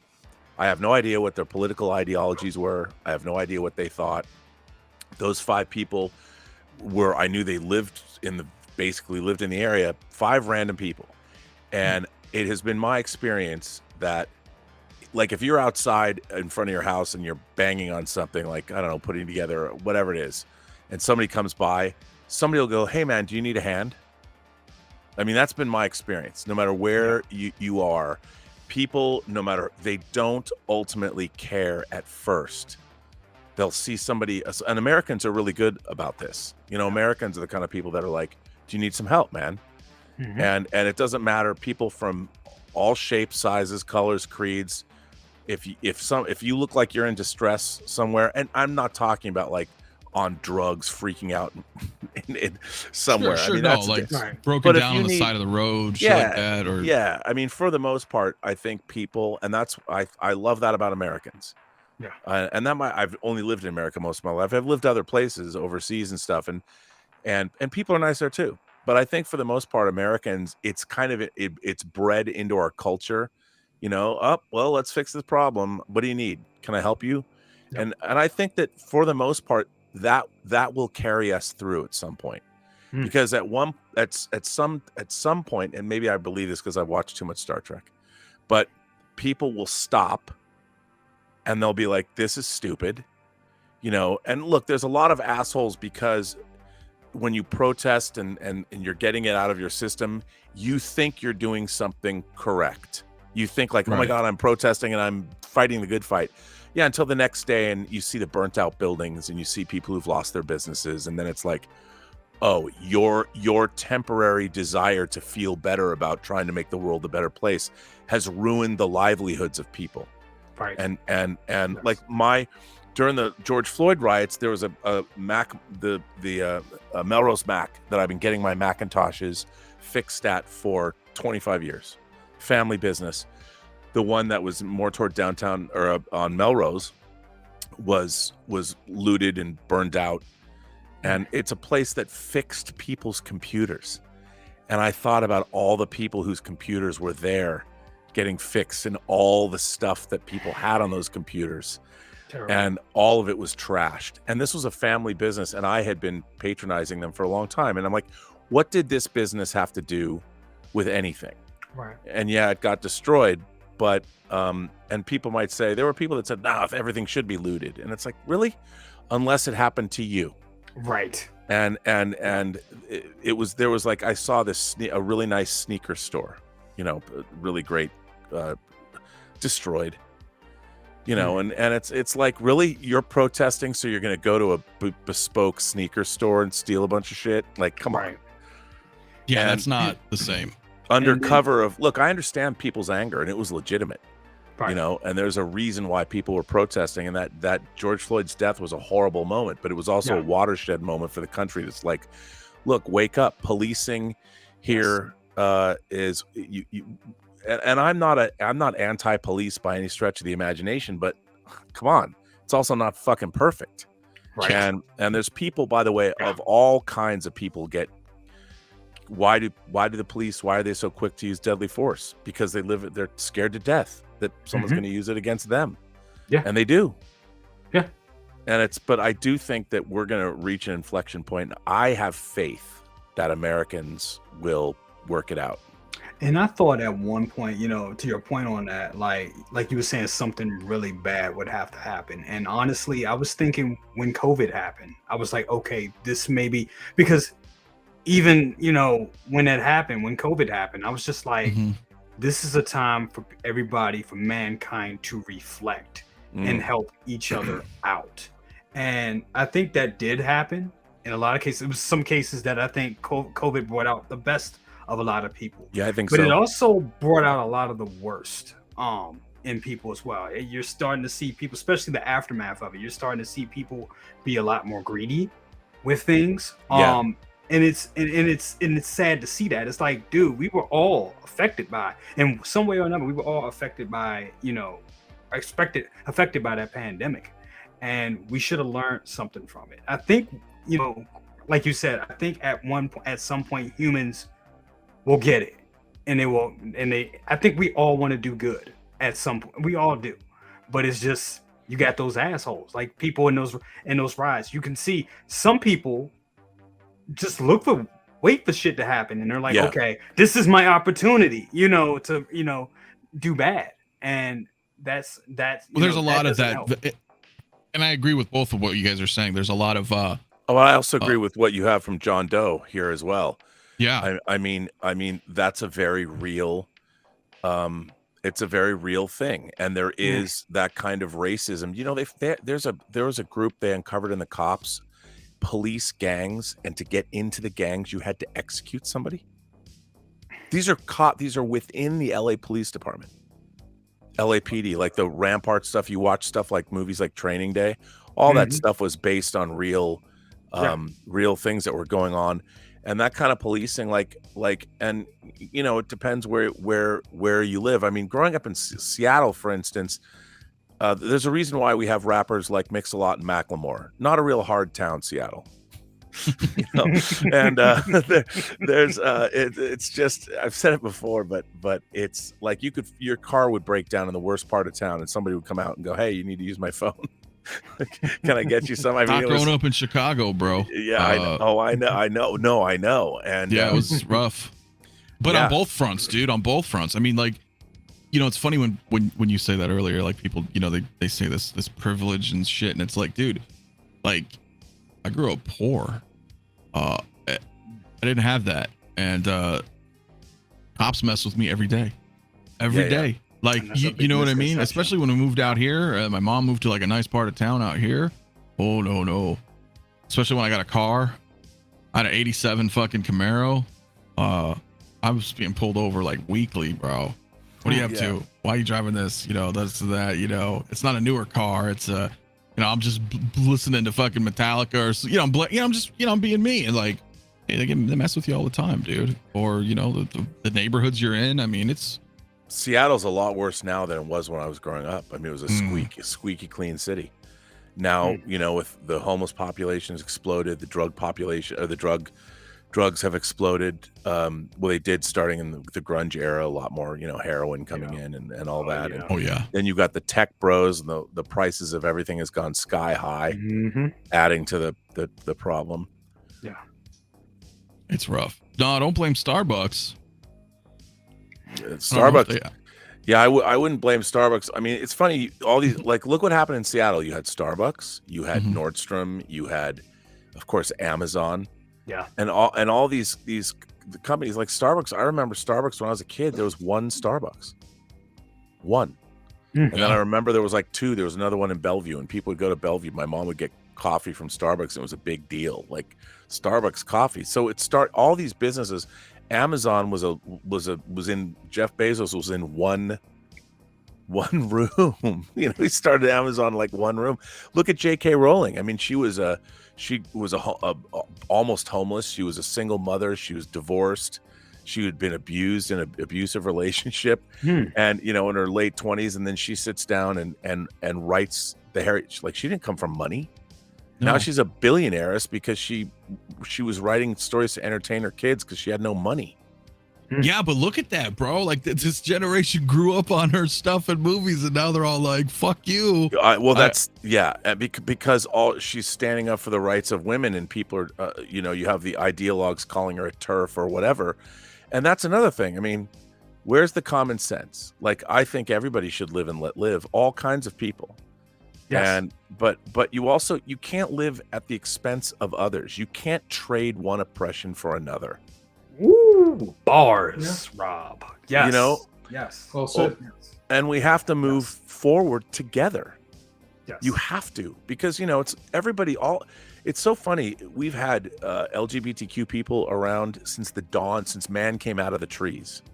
Yep. And I can't even say since human. Well, that's sexist. Since people, and we all have to learn to live together and get people the help that they want to get. But now I feel like these situations are now being politicized and turned into some kind of, it's weird. It's not, I have gay friends that are scared about where this is going. Like, we fought for our rights for a long time. We think, we got gay marriage as the law of the land. And now it's like, oh, no, it's not enough to be a gay man or a gay woman, because they live in a binary world. Gay men are attracted to men, lesbians are attracted to other women. And the people I know, they're not attracted to people on a spectrum. Right. I mean, yeah. And now it's like you have gay men and gay women that are feeling they're being pushed out of their own spaces now. And it's weird, man. That never even occurred to me. I was having a conversation with my friend Dave, and he was telling me this. I'm like, wow, I never thought of that. It's true. Deep. Good points. No, yeah. I have a couple friends I've spoken to as well. Same sentiments, bro. Same sentiments. They're like, I don't really want anything to do with any of this. I just want to live my life, and this is who I am. And what's funny, because this was not something that's not something how they identify, it's how they are. They were born that way. They always knew they were attracted to the same sex. They weren't able to be open about it, but it's not a choice. It was biologically hardwired into them. Right. So it's not an identity. It's an actual fact. It's a truthful.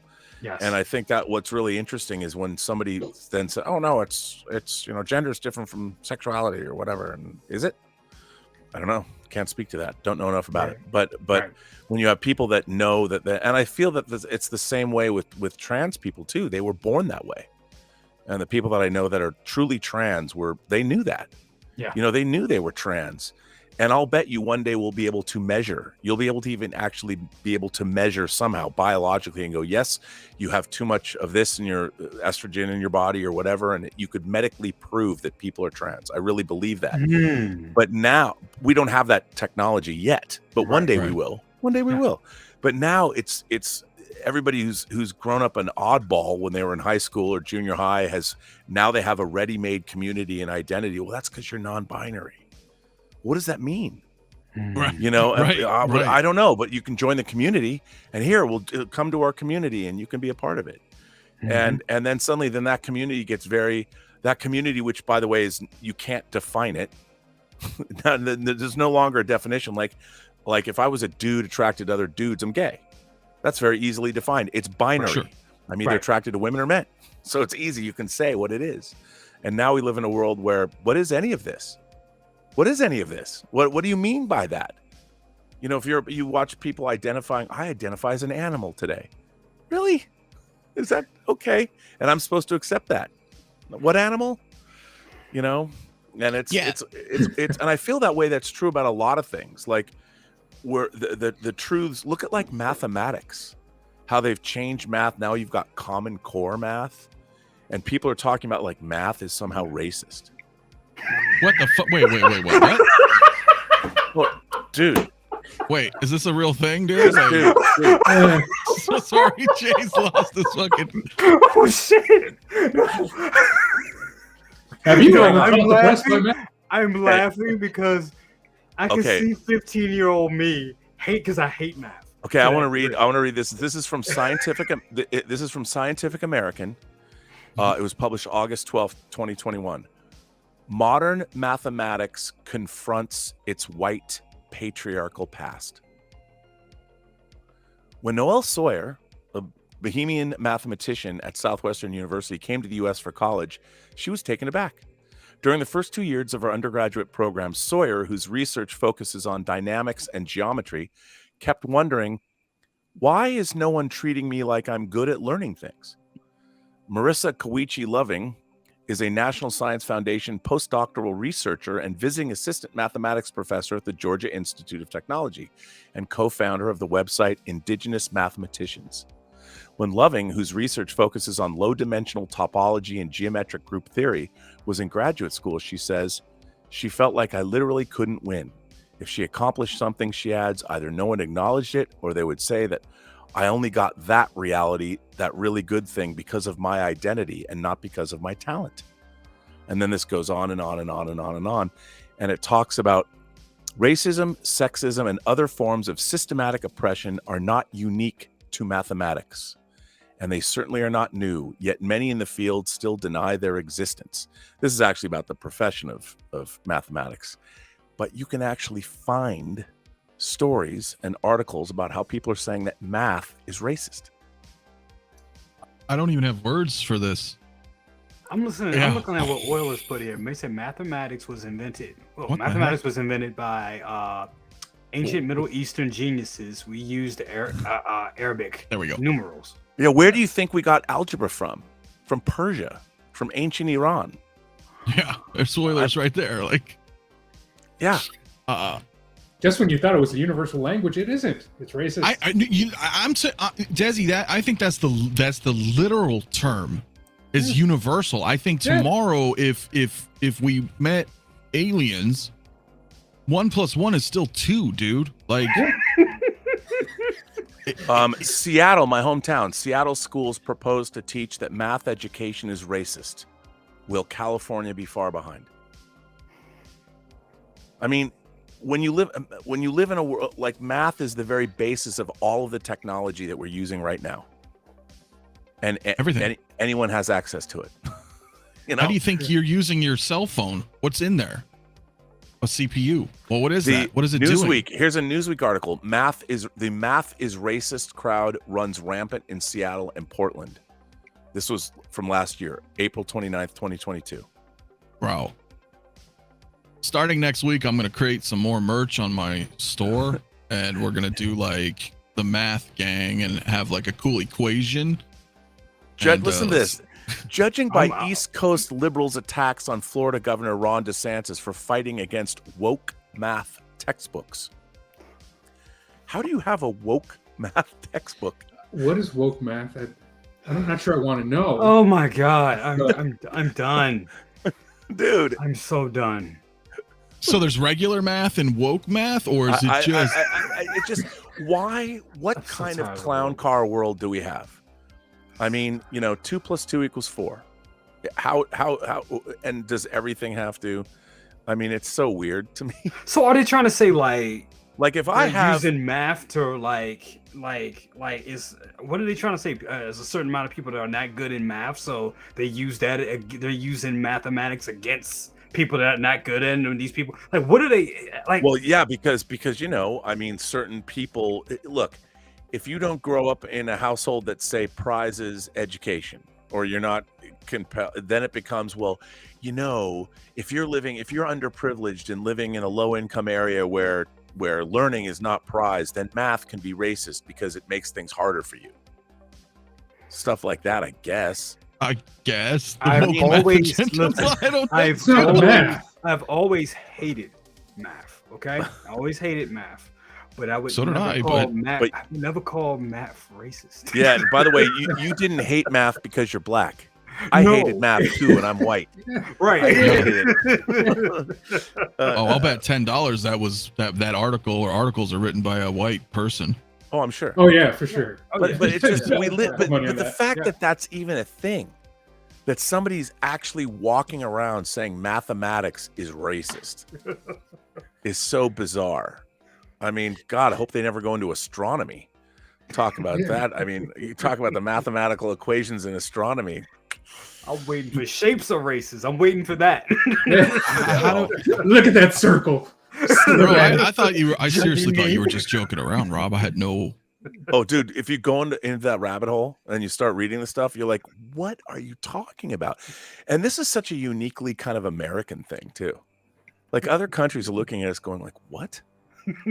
When people talk about like, have you guys ever gone to Asia, like China and India, and like you realize that we're kind of, white privilege doesn't extend as far as say China, right? It's just like, come on. When I was in South Korea, I mean, everywhere I went, people were like looking at me like I was the crazy tall American, and am I going to go crazy in the store? It was weird. I learned what it was like to be a minority in the United States. In South Korea, crazy. Everyone's looking at you funny. No. I was like, oh, now I get it. I'm fucking speechless, guys. I really am. You know why? Okay, somebody asked, can't wait to hear the transition back to Hot Toys. I'll tell you why. Here's how you know that math isn't, when you're figuring out how much money you've spent on pre-orders for the next 2 years of Hot Toys. I'll tell you something. It doesn't matter what color you are, you're still out that money. Right. Suddenly I feel oppressed. I look at my bank account. I'm like, math is racist. Right. I deserve more money in my bank account. Where's my? I'm gonna call up Sideshow and be like, look, you've got a racial disparity issue here with your pre-orders. Right. My numbers don't add up. I think you're playing favoritism or something. You're racist. Your numbers are wrong, buddy. I love it. Oh my God, I love it. I don't. Wow. I got a couple super chats real quick I want to get to. Dude, I need to know more. I need to understand. I need to get in the minds of these people. Euler says, see what ESG is and have fun with that. All right. Rob's going to go down the rabbit hole real quick. I'll hit a couple super chats. DJN, my man, thank you so much, dude, for the $2. He says, also, there's an industry of division plus derision. Dude. Well, this doesn't sound... Yeah. I could see this. Okay. I can see that. ESG stands for environmental, social, and corporate governance, a business framework for considering environmental issues and social issues in the context of corporate governance.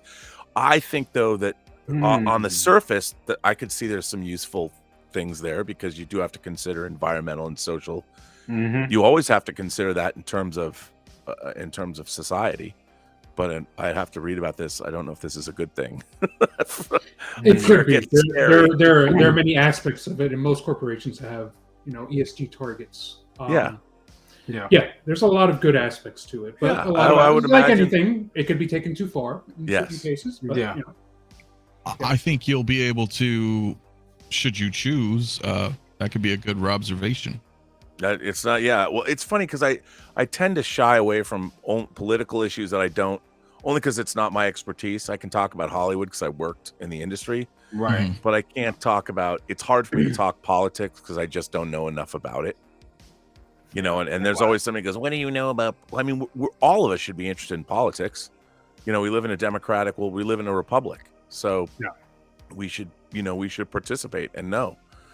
But talking about well, the thing is, people don't want to talk about politics, really. They want to talk about their tribe.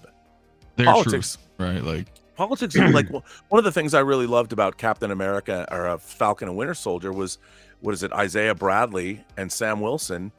And Isaiah is like, these people they'll never see you as Captain America. They'll never accept you as Captain America.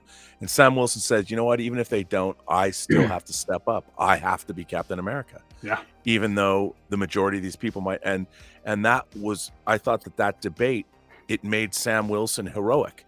Yes. That even pushing against the very people that he's fighting for, who might not accept or like him, he's going to help them anyway.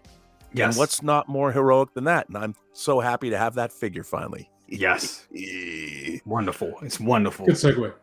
Oh yeah. We'll continue, but thank you, Old 16 Collector Man, for the $5, man. He says, when Indiana Jones 5 bombs, which I probably agree with, will Disney be done with Kathleen Kennedy after destroying Lucasfilms?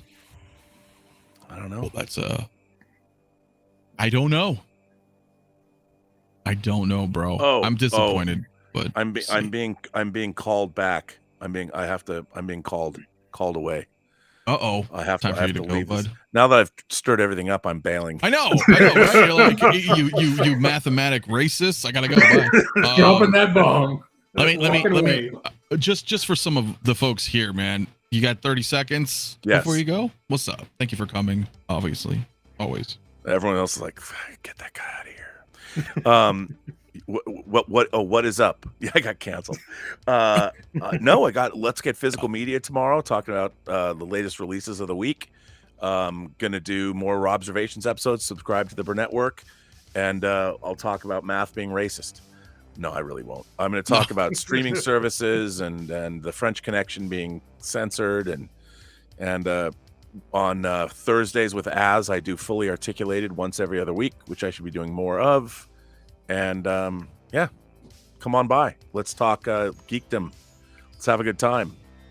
Don't forget about the night times too, right? I mean, those are the oh yeah, then we do conversations. midnight musings. I might do a midnight metal tonight. I'm feeling kind of ornery now. Well, if I'm up and you want company, let me know. That could be fun. Yeah, I'm down. Well, gentlemen, brother, cousins, one day you're gonna get that figure that's right over there. I swear to God. Listen. Look. If Rob doesn't send you this shit by August, just take it on the flight. We'll meet up. I'll come back home to Phoenix after Star Trek and be like, Jay, now I've got it, and I'll leave it here for another 6 months. I am not going to hold my breath. I would have died. No. Well, I gotta mail some stuff. It's getting to. I've got a lot of boxes now that I can use to send stuff. So I'm going. I'll do that. That is going to be. I'm telling you, Rob. Once it gets here, that's going to be one ultimate Good Morning Grails episode.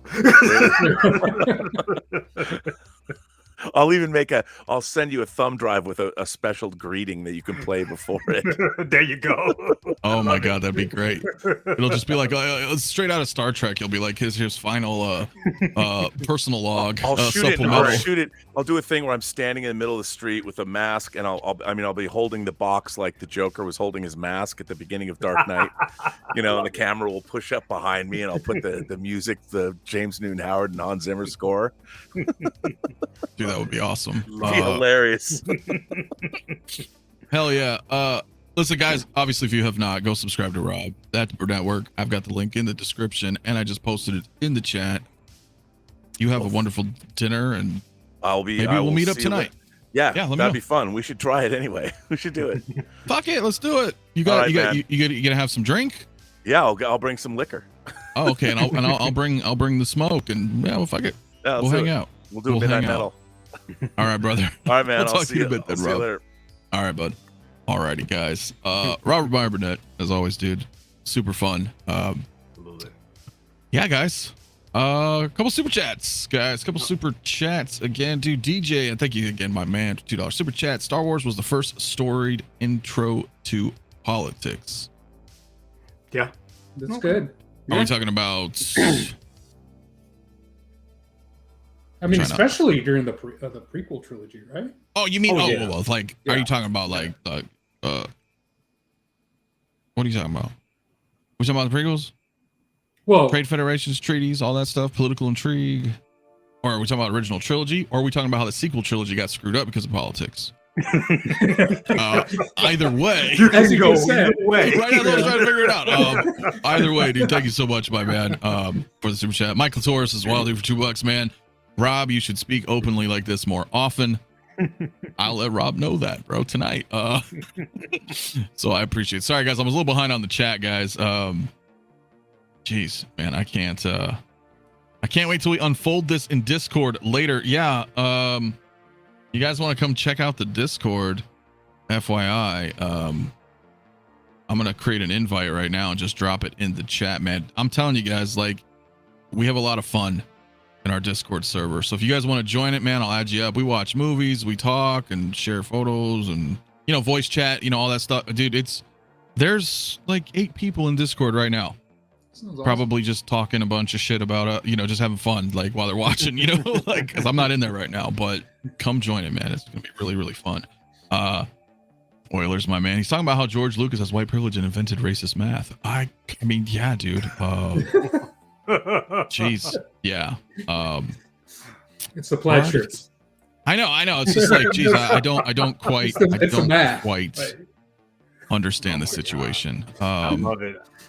Brother Cousins is we'll be selling on the Brother Cousins site. Math is racist shirts. Make sure you get them.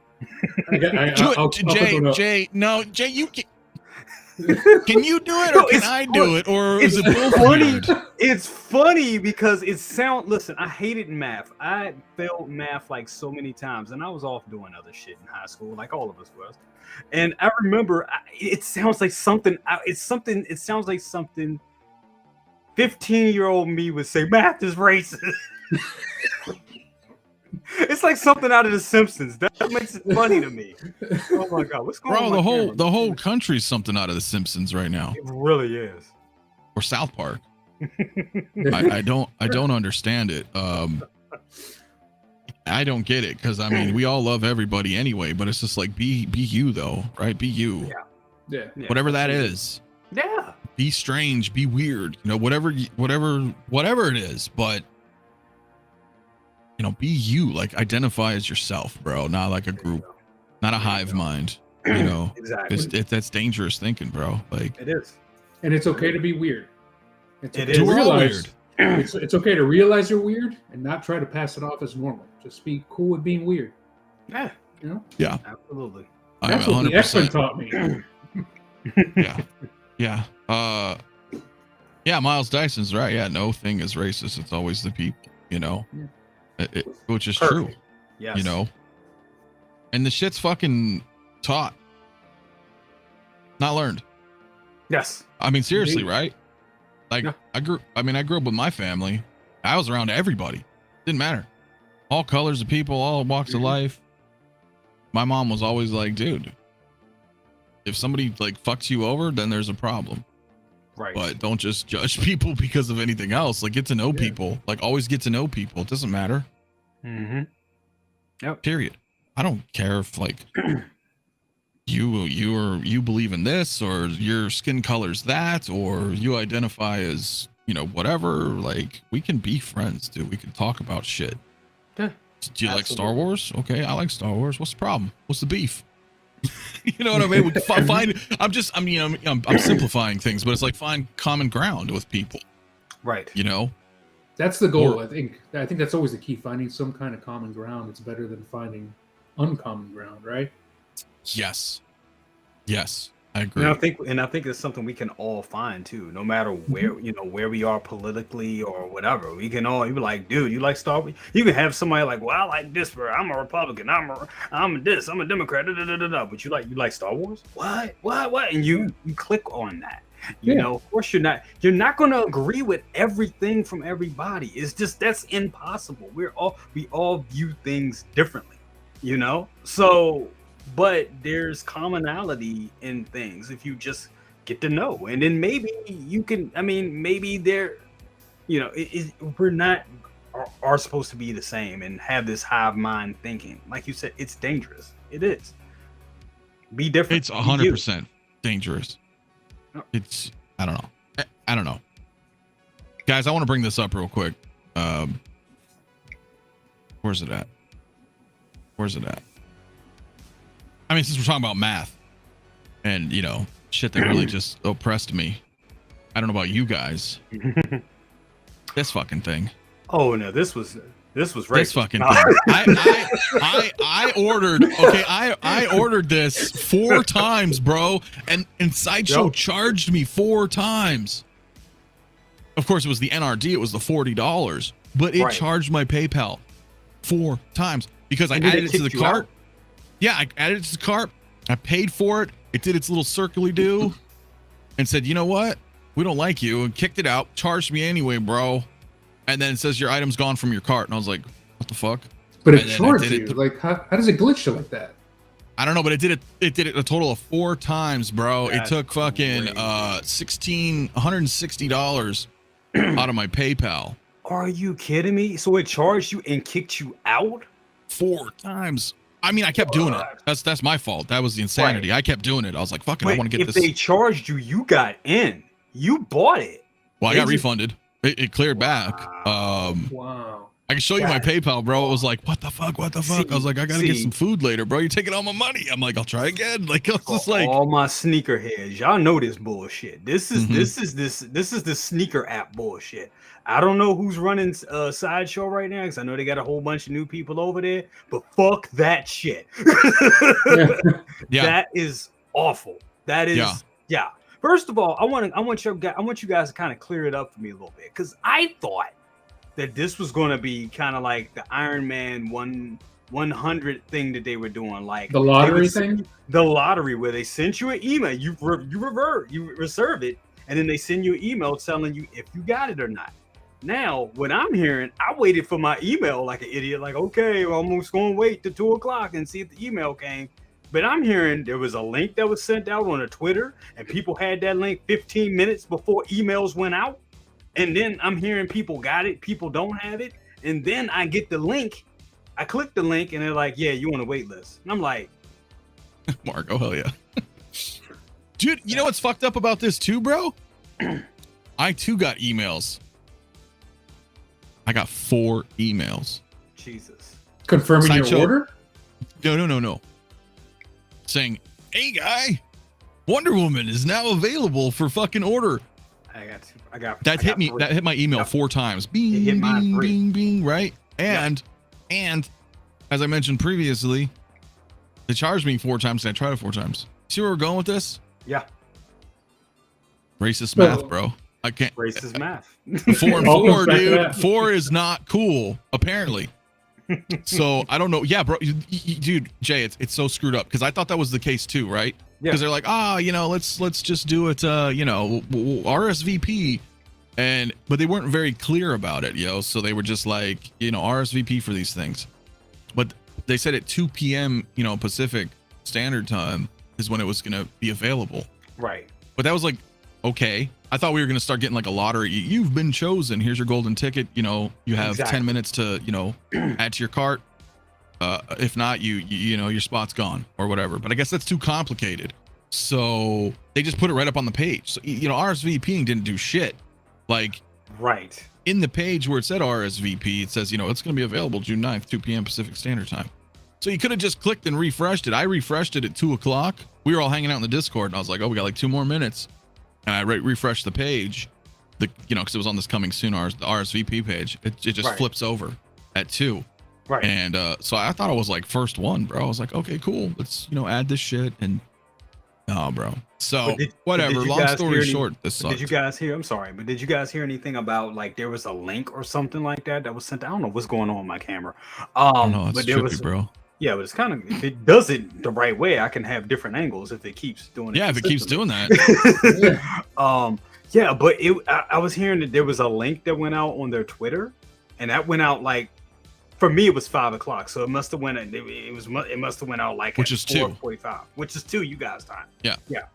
So that's in my experience, and I didn't try to get this figure, but in my experience, when you get an email from Sideshow, sometimes it doesn't matter because it's not something that's like limited. But when you get an email telling you there's something in stock, it's too late. Like it's because it's always you got an email, you go for it, whether it's a second chance try or a limited run. By the time you get that email, at least in my experience, and you click on it, you go there to the site and it's already sold out. Then you find out there was another link in social media that went out at the same time as the email, but it really went out like 10 minutes before the email or something went wrong. My point is emails are always late from Sideshow if it's something you got to hurry up on. Damn. Little Shop of Horrors is coming out with a limited run of 1/8, 1/6, and 1/4 big chaps. Link me, bro. Link me. Yeah. I gotta check that out because that was on his list for that. Oh, I didn't know that. That was freaking sweet, dude. I think they're kits though. I don't know if he's selling them completed. Yeah, I don't know. I mean, I don't really get this. Michael Torres. Yeah, why are we talking about Wonder Woman? Blue Bale is the star of the show. Yeah. I don't understand that either. They both followed the same they both followed that same path. Yeah. So, and now I've got on the wait list because that worked. That's the only thing that worked. Click and I'm like, congratulations. So, yeah, dude, I don't know. So I'm assuming Desi, you guys did not opt or even have a chance to get her. Didn't have the chance to get her, but second brother actually scored that Smurf version of Batman. So okay, well, that's cool, man. Yeah, that's cool. No, Clinton, I did not get any, bro. They kicked me out. I mean, I could look at my order history and there's nothing. There is nothing. So I mean, I'm glad you're limited. I'll say that it's nice to drive a little bit of collectivity with having some very hard to get pieces. But no, I don't appreciate the trouble you went through. No, it was ridiculous. And honestly, bro, I don't even want it. Like, it's cool because of the hype. Let's be honest. Yeah, but I have the 84 Wonder Woman, and then I was like, but damn, dude, this one has the rooted hair, has the weapons, kind of a neat looking display base, you know. I hate to sound like a broken record too, but you know, we still got InArt eventually making something, and I think arguably that one might be better. Yeah, I think it will be. You know, when and if that arrives. It irritates me because this always happens. You know, it always happens. Does this feel like this was a proper system? Just like Stealth Suit Cap and all the others the past year and a half, when they do this stuff and their website crashes, I'll give them that. At least their site didn't crash this time. But well, they'll probably say something like it had to do with the bots and this is why they did it like this and all that. But my thing of it is, when you put on your site that you RSVP, will send you an email, and you already did this before, and I think that you didn't hear too many people gripe about the Iron Man. You didn't, because I think that was done fairly. People got the email, you either won it or you didn't, and that was it. With this, I didn't even get the email for the Iron Man. But it is what it is. Yeah, for no Iron Man, I didn't get an email. I was not a chosen one. Well, I got the email that I wasn't chosen. Yeah, that's what I'm saying. They sent the email saying that you wasn't chosen. I got that. It was like, yeah, you regret to inform me. Yeah, I'm saying I didn't get a congratulations. You have an opportunity to purchase this, or you know, because that was what that one was. That was a lottery, right? Like same with the cap, and okay, whatever. I guess that's the luck of the draw. I wasn't lucky. I didn't get it. But this is like annoying when you're like trying to check out and you're like, dude, what the fuck? Like, just. Do you think it could have been a bot thing? Well, I don't know, but I know there are already a bunch of these Wonder Womans for $800 listed on eBay. Yeah, just getting it ready to go. You know, DJM, my man, thank you real quick for the $2 super chat. Got 3 emails, but no bueno. Same shit as Stealth Cap. Yeah, dude, I appreciate that, brother. But yeah, it's bullshit, dude. The funny thing was, I actually, after the lottery or whatever was over, I went to Toys Wonderland. And the reason I went to Toys Wonderland, I was like, I just want to see what they're going to put up. And I saw it was like 885 people looking at that figure. So I was just like, damn, I hope nobody's going, because it's just like the sneaker community. It's just the same thing that happens with sneakers. When you lose out and you can't buy it for retail, people start to flock to the resellers and start to looking like, well, should I buy? Because they get caught up in the hype, and that's bad. Don't do that because it ain't worth it. It's not worth it. It's not worth it. No, you're right. You're right. Whoops. That's the bots. Thankfully I wasn't able to impulse, but yeah, I mean, part of it's there, part of it's totally there, but I like that. I blame the Cardassians, but it could be a Romulan false flag operation. Nice. It's true. It's true, man. Is there a rules of acquisition hidden in here somewhere? Rule of acquisition 112. Never have sex with the boss's sister. Well, that one's not quite appropriate for this one, but I got them all. But I'm sure there's one of them's in there that makes sense to this fuckery. I don't understand it, guys. So we didn't get it. I guess long story short, anybody in the chat get it? Still got 130 in here, man. Can we hit that like button? Can we get 100 likes while we're live right now? I usually we're at 95 likes. Let's get to like 120. Can we get to 120? There's 130 in here. So I only really need like 15% of you guys to hit that like button. Hit that like button. Hit it up. So here's a question for you on limited stuff, because I like limited stuff, right? You get one, you might not get the other, can't get them all right, but you get a few. But here's a question. Would you prefer something like Sideshow has been doing with either a lottery email or what they did with Wonder Woman, or perhaps taking the HasLab approach where it's like, hey, you got to pay up front, but whoever orders within this time frame, within this couple of days, 30 minutes, an hour, you're getting it. All you got to do is make sure you order in this time frame, right? So like, what would you guys prefer? I would prefer that. I would. Yeah, I would too. I would. Because that was the thing I loved about the whole, with the Proton Pack and with HasLab. I love that. I mean, it sucks that you got to pay up front and then you got to wait like almost a year, but you got it. But so, I feel everybody wins. Like everybody that really wants it, yes, you got to pay up front. Like you might not be able to afford all of them or budget for all of them, right? But you're going to get a few. And then even the scalpers or whatever you want to call them, the resellers, they win too, right? Like, hey, you can't really complain. You had like a month to order this stuff. Right. Exactly. Like, you didn't get this one? All right, cool. You'll get the next one. There'll be another HasLab, right? So, I mean, if they did that, that's tough though, because then it has to be like a intentional like product line. Right. Yeah. I mean, case in point, I guess this Wonder Woman, if they're like, hey, we did like rooted wool hair and we're kind of bringing in all the more expensive, luxuries of this product, then we do a HasLab, Kickstarter funding. But I don't know if that's something that Hot Toys can do or even wants to do. That's a tough one. As a consumer, I would be all for it. And be like, oh, this is the piece. Like, we'll do this if there's enough interest, and then you show that interest by putting down that money or whatever. That's not bad. I mean, it's not bad, but I just don't think they do it.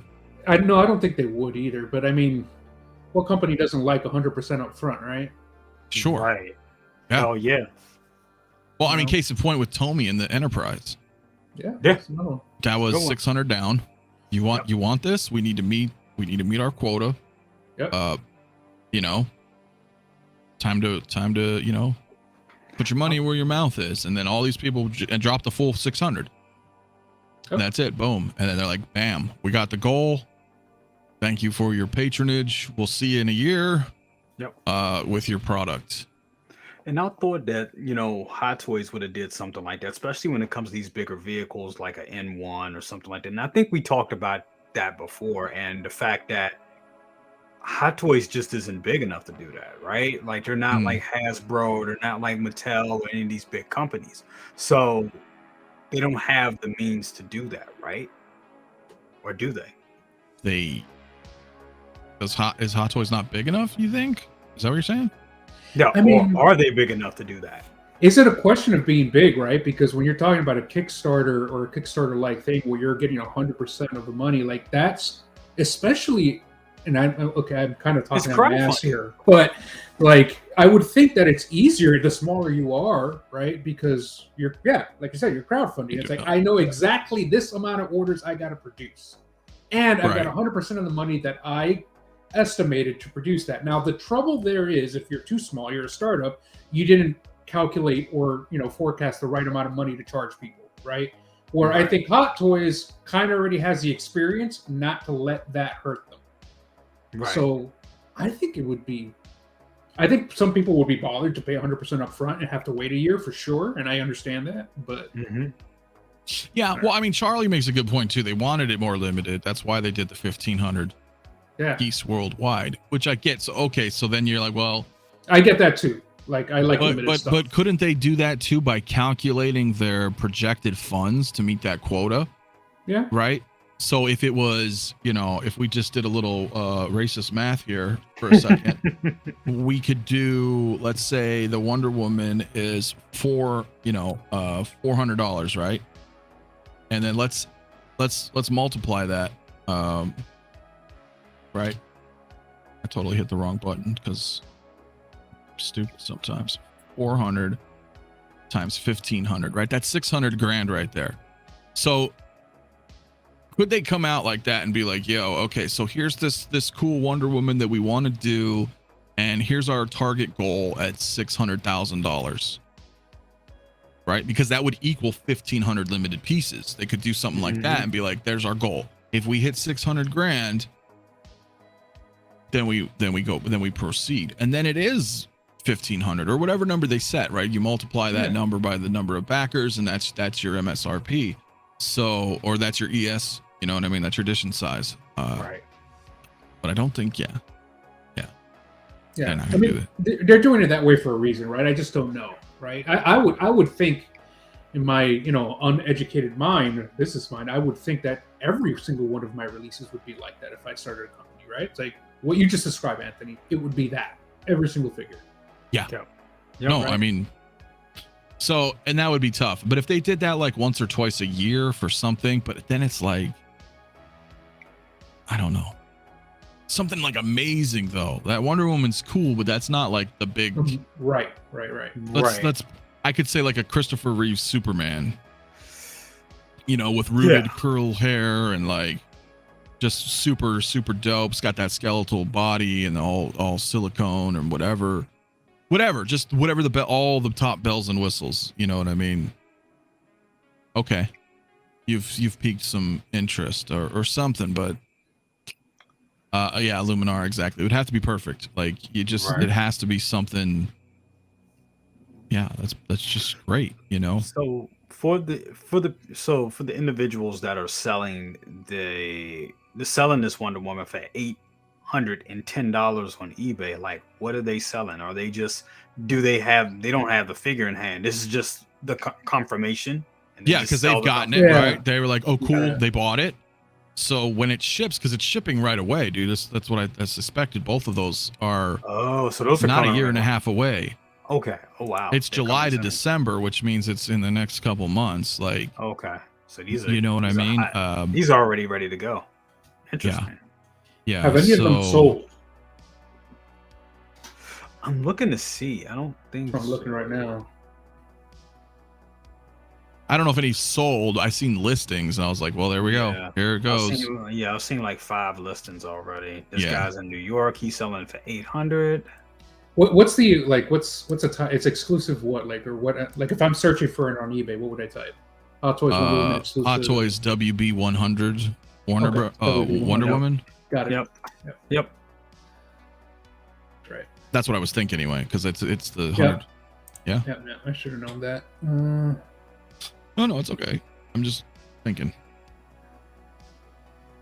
No, it's because I was working with that license at my day job. Excuse me. Yeah, so I don't know, guys. It's just crazy. Crazy times, man. I was mad about it at first, but then I took my Wonder Woman golden armor and took the hair, took the head sculpt off that and put it on my 84, and I was like, close enough. Yeah, no, that works. Hey. That works. Yep. That absolutely works. I don't know, man. Is there anything else to talk about? We good? You want to shoot the shit for a little bit, or what? How you guys feeling? Shoot the shit for a little bit. Yeah. Shoot the shit for a little bit. All right. Yeah. Well, what's on your mind, Jay? Man, just got the KFX Enforcer droid and Ooh. just reviewed that last night. Review's gonna be coming out soon. I love it, and it doesn't. I mean, it's a perfect stand-in. It really is. I mean, there's really no difference between that and K2SO besides the weathering. Mhm. Honestly, it's the same damn figure. No, it was a cash grab, but it's definitely, you know, I like when Hot Toys gives people other opportunities to get figures like that, because I was thinking, you know, I'm the one that's like, oh man, I really want to just have K2SO. I really want to just have the actual thing. But then I started looking at the pricing and I'm like, I'm being stupid. It's a perfect stand-in, you know, and I can, you know, it's far cheaper just buying that and then, you know, getting another, getting another figure to go along with her. So totally is, dude. And you didn't have K2, right? You didn't have the original? No. Right, because as you're saying, like, why would I get that, right? So it is the same damn figure. Same damn figure. It's the same damn figure. And it probably suffers from the same issues that K2SO did as well. Oh, the hands are fucking shit. Well, not only that, you got to be real careful with them knee joints. The knee joints were pretty. The ratchet knee joints were pretty good. They're hard. They're hard as a rocket, right? At first, you gotta like really pull. The problem is with K2SO, and I'm sure they didn't fix this, is if you keep messing with that shit over time and you keep posing it, eventually those knees go out. Oh, really? Yeah. Okay. So they can. Good they to know can. that. I'm just saying, like, okay, if you pose them and you get them set up and you're like, bam, that's my pose. Yeah. He's fine. Yeah. But if you play with them a lot, you know, and you're like, I'm gonna keep changing them around. I'm gonna bend these knees a little bit more, and then one day I bend them a little bit more. And bro, you want to talk about some bullshit? Totally unfucking related. My Bill and Ted's, bro. Elbows? Don't tell me. Yep. Are you serious? Yep. I was rearranging and I looked at it.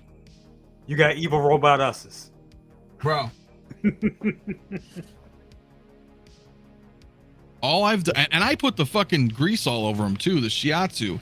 No, or that shit, whatever, right? It's the mix of the formula they use for that silicone or the TPR, whatever, and it's like it wasn't right. Clearly, I mean, that's not a genius. So this one isn't so bad, but I don't even know if you can see it. Is it starting a little bit right there? Yeah, I see that. Okay, Shit. now, all right, now let me look. Shit.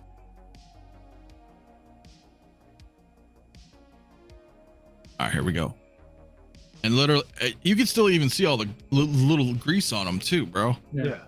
Look at this shit. Oh, hell no. Yeah. No. Yeah, something was wrong with that mix, man. Like, that's a damn shame. or the cure time. Bro, and literally, yeah, exactly. It was. I just had him like this. I don't even think that was much of a bend. It's not. No, it's not. There's something really wrong with that mix. I mean, clearly, Yeah. again, So clearly. now it is time to drop like $160, I guess, and get 2 Fisons and just be like, fuck it. Yeah. Yeah. And it kind of sucks because you got to buy 2 different type of Fison buys. Like one has to be a little smaller to be Ted. I mean, to be Bill. Yeah. Because Bill's like slightly smaller. I know. How's your body holding up, by the way? The one I sent you. Holding up pretty good. Where the hell are they? Oh, they're up Yeah. here. Have you done a wellness check in a while? Because I just looked and I was like, what the hell happened to my figure? You know what? Let me take a look. Give me 1 second. Yeah, because holy shit. I just checked my Ahsoka yesterday, my tuna Ahsoka, and it was fine. So, well, to be fair with Hot Toys, I've never had an issue. I know. with their silicone arms or anything, or whatever they're using, their seamless arms. I've never had an issue with any of them. Same. Any Even of them. my dog alien going back to 2009, still perfect. That's crazy. So far, Yeah. so good. Yeah, because I just keep them like this. Yeah, but that shit ain't even really bent. I mean, it wasn't. I don't. No, that Oh, wasn't bent enough. Shit. You gotta See? be fucking kidding me. You gotta Oh, be let's- fucking kidding me. Let's see. You see that shit? Yeah, I see it. Yeah, Yep. Look at yeah. this shit. I'm telling you, man. It Look at doesn't this matter. shit. It has And look, nothing and, to do with and bending it. like you just said, yours is just straight down, and it's already ripped. It just degrades. That's a damn shame. Man, Jesus, I'm trying to think what they could have done. Sorry if I bursted your bubble. It's like if you didn't know, then you wouldn't know. You'd be like, oh, mine are Yeah. great. Yep. Sorry, I brought that upon you. No, that's fine. That's fine. Because now look at that. That's fucked up. Well, I mean, it could be worse. It could be worse. Wow. I got them for retail, and you So did gave me I, that but to that's buy. still Yeah. $500, dude. Fucking Yeah, man. That's a lot. Yeah. Yeah. yeah. They're not that old. A year or two, couple 2 years. years? 2 years? Yeah. Yeah. I 2021. lose track of time, but they're not 2021. old. 2021. Yep. Yeah. January of 2021. Yep. So I remember I was watching WandaVision and these came out. Yep. yeah, dude. Yeah, we can Fison, I guess, but we'll have to make sure we find the right ones, and Yeah. that really sucks, dude. That People sucks. were posting pictures of messed up figures the moment those two started shipping. They were not Yeah. made to last. I know, it sucks. And yeah, it was Blitzway. And well, my Ghostbusters are fine. Of Yeah, course, they're no, not seamless, but No, that is something with that particular run of figures. I'm telling you, something's wrong with that plastics. Either the formula, the cure time, or maybe he was in a QC. Like they started bending the arms to make sure they work, but it was like they hadn't cured yet. And then I don't know. Yeah. Something clear. It's just something clear is wrong. Right? yes. I'd like to think so, Luminara. Yeah. Just if there's a multiverse where they didn't rip. So somewhere I'm a happy customer. Yeah. That's assuming in that multiverse I'm collecting. Hey, maybe in that multiverse, those are the only two seamless bodies that haven't ripped. Everything else has been, Shit, in that multiverse, I'm Howard Chan. Hell yeah. Euler says the silicone in these figures is not most excellent, dudes. Yeah. It's not. Well, that kind of bums me out. I mean, I was already bummed, but now that I see that your figure's messed up too, Jay, I'm like, yeah. And this Ted looks cool. Like the outfit and everything looks great. I mean, I think the tailoring was great. I think the head sculpts could have been a little bit better. They're still okay. Yeah, Bill's better than Ted for sure. Yeah, but it's exactly. You totally killed us, dude. You evil metal dickweeds. So yeah. Exactly. They shipped you guys the evil Ted. Non-heinous. Haas Hometown says in that multiverse, the N1 exists and Mario has a cold face. Yeah, man, he does. Yep. Somewhere he shaved and that N1 came out. Yep. Speaking of Mario, couldn't be with us tonight, so probably should have said that earlier. You may notice he's not here, but he'll be back next week. But yeah, I don't know, man. What a shame, dude. What a shame. Yeah, that sucks. Yeah, but no Hot Toys. No, again, I've never had an issue. Never. I mean, my Sarah Connor, fine. That's old. I'm talking about old shit. Very old. I used to have that figure. Yeah, I remember buying that figure in Hong Kong. Oh wow. Yeah, when I was at Toy Hunters. And nothing. No, I problems. sold it. It wasn't a Sarah Connor. It was T1000 in disguise as Sarah Connor, which is basically a Sarah Connor figure. Yeah. But yeah, no, that figure was perfect. Watch this. Yeah, Let me check her out real quick. Hold on. Oh, now he's tripping. 1/6 shape. Yeah, dude, I actually have a whole set of Bill, an extra set. I have an extra set of everything, sculpt, clothes, because mine was fucked up to begin with. Sideshow sent me a new bill, and then I sent Jay the body because his body was fucked up. So I was like, here, take that body. It's brand new. And then I'll use this one, and then Smooth. Okay. How we looking? Smooth. No cracks, no nothing. Yeah. Mm. And you can see I bent the arms a little bit, and no cracks, no nothing. And she is old. Bro. Yep. Yep. TPR can last a long time. Yep. If done right. It's a damn shame. Yeah, dude. Let's I guess check it out. So here's mine. Old. Uh-oh. Let's And you get the arm posed. oh yeah, Damn man, it. bro. Damn it, I need that. I need yours. You have every Terminator that I don't have, and I have every Terminator that you don't have. You want to swap? I mean, we need to like hang out and play, and then we will have all of them together. Right. We would. So, but no problems. Yeah, no problems, Nope. dude. Nope. Oh my god. So I got the only other Blitzway thing I got coming. So I guess we have to be. Should we be worried about Kurt Cobain? No, because he's all flanneled out, bro. Yeah, that's true. That is true. I don't think he So has. we'll never see him anyway. Yeah. Yeah. Yeah, play date. Yeah, me and Jay will hang out. We'll play with all our Hell Terminator yeah. figures. Hell yeah.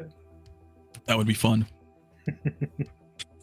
Because I think, seriously, with us combined, we have the entire run. The entire run. Combined.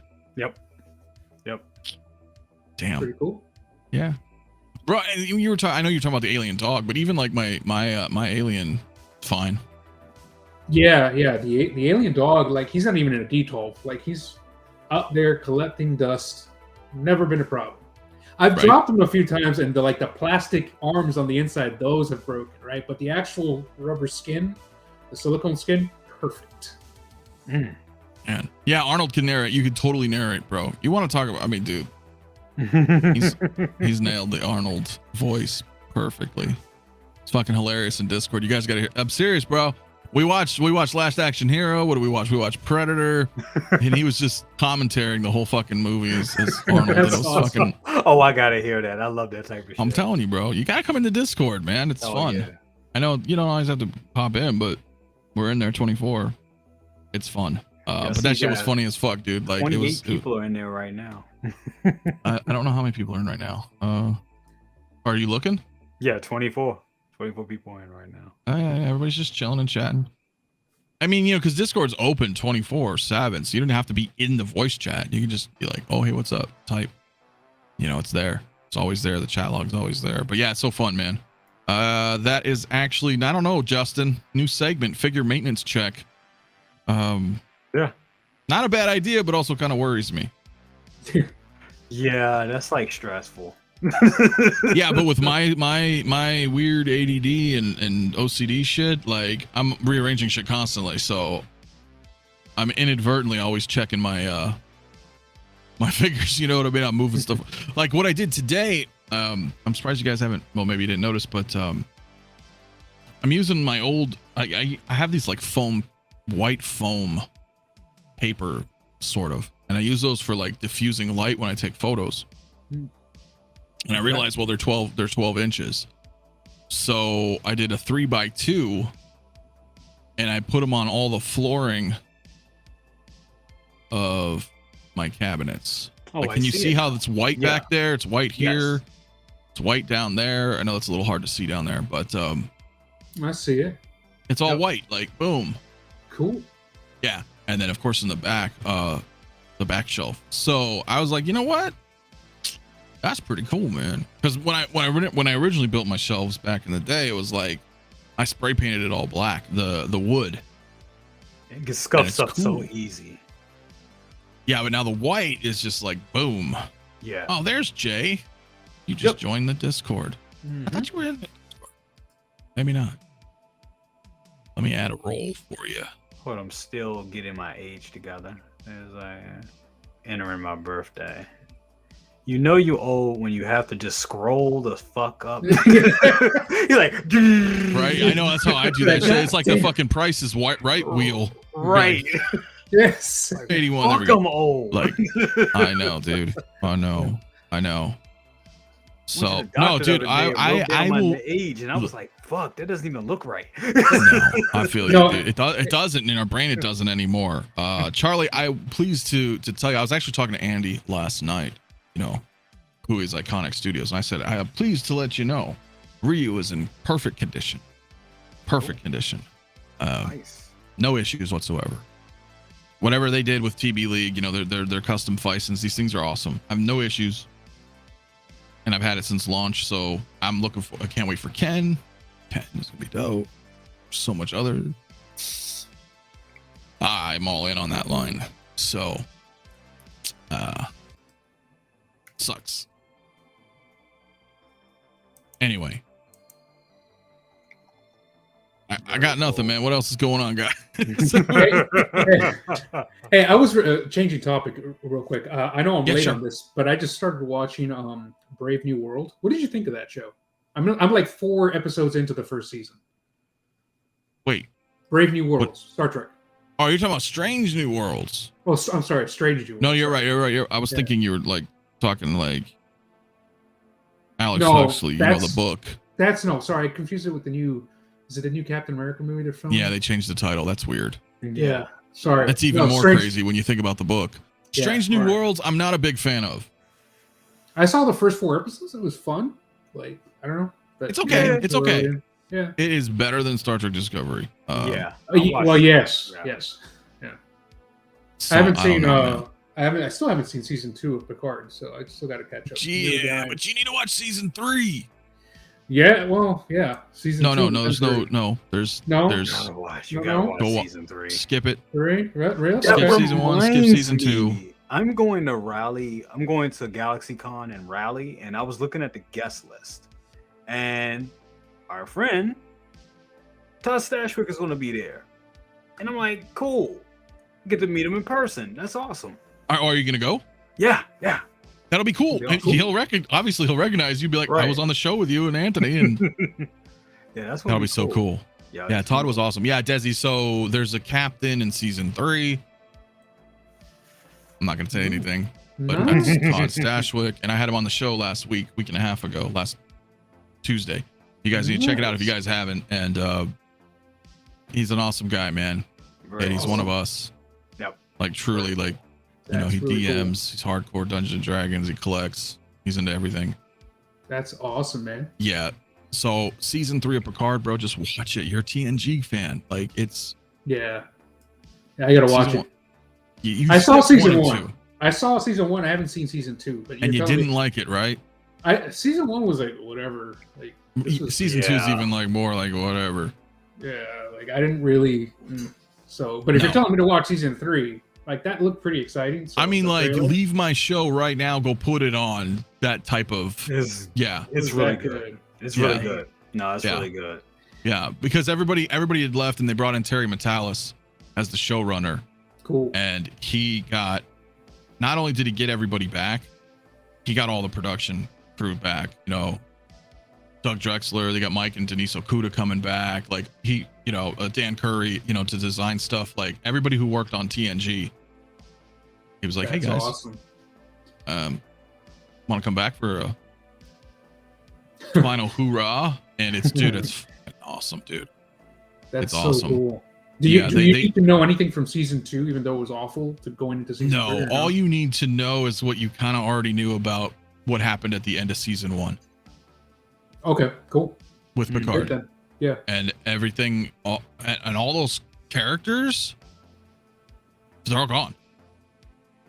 Whoa. Yeah, the only one who remains is Raffi.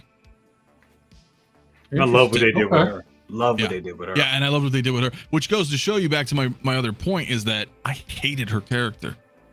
Hated her character in season 1 and season 2. I was like, this girl, what the fuck?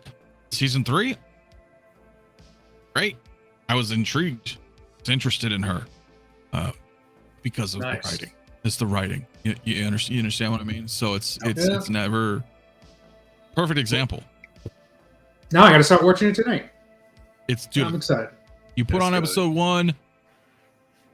I think you'll appreciate the end credits, because every episode it ends and it's got the first contact music and cool stuff, and then it goes back into the TNG music for the end credits, and it's the first time since '94 that they use that font even for the credits. Like that's cool.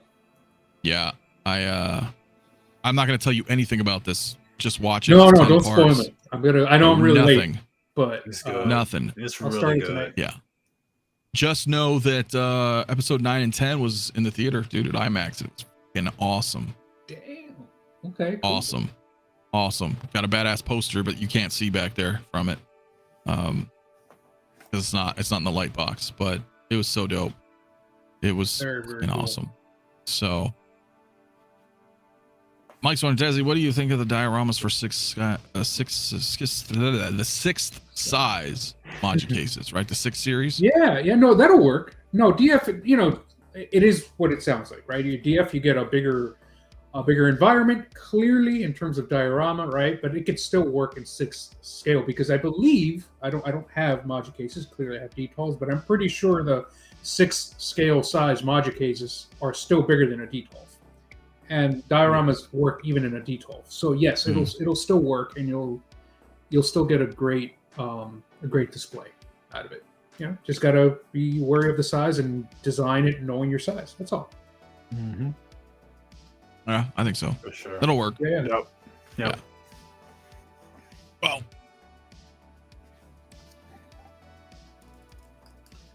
I think that might be it. And that's a wrap. No, listen. It's only because I also started an hour early. Yeah. True. And so we're not to have a lot to talk about. I mean, unless there's really not much, and I don't want to waste everybody's time. And No. it is Saturday night. You guys might want to spend some time with friends or family, and everybody watching. I don't know. I appreciate you guys still tuning in, but we're good. I think we're good, fun, man. I think we're good. This was good. We had some good times with Rob. We had some good times together. We found out that math is racist. So Math is racist, and Bill and Ted Blitzways figures suck. But I'm still glad that I have them. Yes. You got that. Hey, Clinton, dude, appreciate it, brother. But you know, Indeed. and it is fun, dude. Don't get me wrong. I love it. You guys, come join the Discord. I know I'm like pushing this like a dealer, but I'm telling you, if you guys want to just hang out, like we've met so many people in the community in the Discord, putting faces to the names or voices to the names, and just that's fun, bro. Jay, I'm glad you popped in. Desi, you should come in too. It's fun. Yeah, I gotta join. Yeah, well, we're just hanging out, dude. Like, it's hard to explain. You have to be there. I get it. Yeah. Yeah. And it's like fun. you don't have to like. A lot of people don't understand what Discord is, and you just once you're connected, you're just on. It's old school internet chat, It's just you got your rooms and they're there, and you can come in, you can log in later and read what people were talking, typing, share whatever you want. It's always there forever. And if you want to jump in the voice chat and talk, people are in there now. Yeah, I gotta join. So it's definitely a cool platform. Yeah, it's hella fun, dude. So I put a link in the description for you guys right now or in the chat. So. Awesome. If you want to join in. Indeed. We don't have much, but dude, Desi was fucking awesome having you on again, man. I mean, I got anything going on, or just what's up, man? How you doing? Like, Nah, been kind of busy. I have started. It's been a while, but I have started filming some creative content again. I just don't know when I'll be able to put it out, right? But that's the only thing that's going on, and it was great to be back on. Like I said, I miss you guys. I miss talking to you guys. So this was a lot of fun. Thank you for having me, man. No, of course. I miss having you around too, bro. I'm glad you're doing well. Often I was like, well, I don't know. Jesse's busy a lot. But... Yeah, I know. And I didn't even realize what when it was. I was like, man, it's been a minute. Let me see what Desi's up to. It's good stuff, so man. always. You're always welcome. Even if you're just like, hey, I'm free tonight. I might do that more often if you I can. find And if I'm some just time, like, man. well, I got it booked. Doesn't mean No, I that's don't cool like it. too. No, just no, means of course like not. when are you available again? We'll figure it out. But just reach out because I'm so scatterbrained too. Sometimes I'm like, oh shit, I didn't realize it was already June. I'm like, fuck, what's up with Desi? I need to be like, 2023 is half gone. Can't even. I know it just blows my mind. So, It's always a pleasure having you, bro. It's always fun, dude. Same. And guys, Thank you, man. again, go subscribe. Check out all those crafting videos and whatever you do in the future. You know, when you have time, of course. I know you're gonna do some more shit. So Yeah, definitely. yeah. And there's only us, man. So I mean, Jay, your camera. I like kind of what you're doing. So Yeah, it's tripping. I don't know what's going on. I think maybe I have to restart. I don't or like this something camera that. angle. I don't like it either. You should scoot over more to your left. Oh, you talk. Oh, And sit up a little bit more. No, you were right. Yeah, the other way. Now, other way. Goddamn. Your other left. he's still peeping. He can still see you. Yeah. Fuck. Anyway, how you doing, man? What's going on? Oh man, doing good, man. Yeah. Getting close to that 4K. We're getting close to it. I think I'm like 25 away. I'm like, shit. I got there sooner than what I thought. So yeah, that's happening. We're doing a giveaway. We're giving away 2 figures and a sideshow gift card. So that's gonna be great. So once we hit that 3K mark, we'll be doing I Love You 3000 giveaway. So that's gonna be amazing. Yeah, It's cool. it's gonna be that's gonna be amazing. So yep, it's gonna be good. The 100 plus that are in here now, and anybody watching on the replay, if you obviously have not, you have to subscribe to Brother Cousins, man. Yeah. What are you doing with your life if you're not already subscribed to Jay? So we definitely appreciate it. Yeah, dude, you're close, man. You're close. Those grill reviews are awesome, man. Thank you so much. Thank you. I appreciate it. I slowed down on them this year a little bit because money, but yeah. But yeah, I do got more coming this year. Definitely gonna be getting the Bruce Lee Enter the Dragon, reacquiring that piece. So we'll be doing that. Cool. We'll be doing that pretty soon. That's gonna be a big one because I can't wait to have that one back into the collection. But I know there's probably gonna be another company or somebody that's gonna do that figure way better. But still, it's just a great figure to have. It's just a good piece of DX history. True DX. True Hot Toys DX. Yes. Yeah, man. No. Yeah, I'm not familiar with Power Rangers, bro, but I understand where you're going with that, and I definitely would agree then, because I don't like what has happened with Star Trek in that respect, dude. So at least you have somebody taking over that's treating that right for you guys. Right. Yeah, dude. Thank you, Hoth, my man. Wonderful show, boys. Yeah, guys, it's been fun. I think Collectible Chats, I think you just popped in to the Discord, man. Look, all you gotta do, bro, I don't know if you're on your phone. Well, I can tell right now where you at. You in there?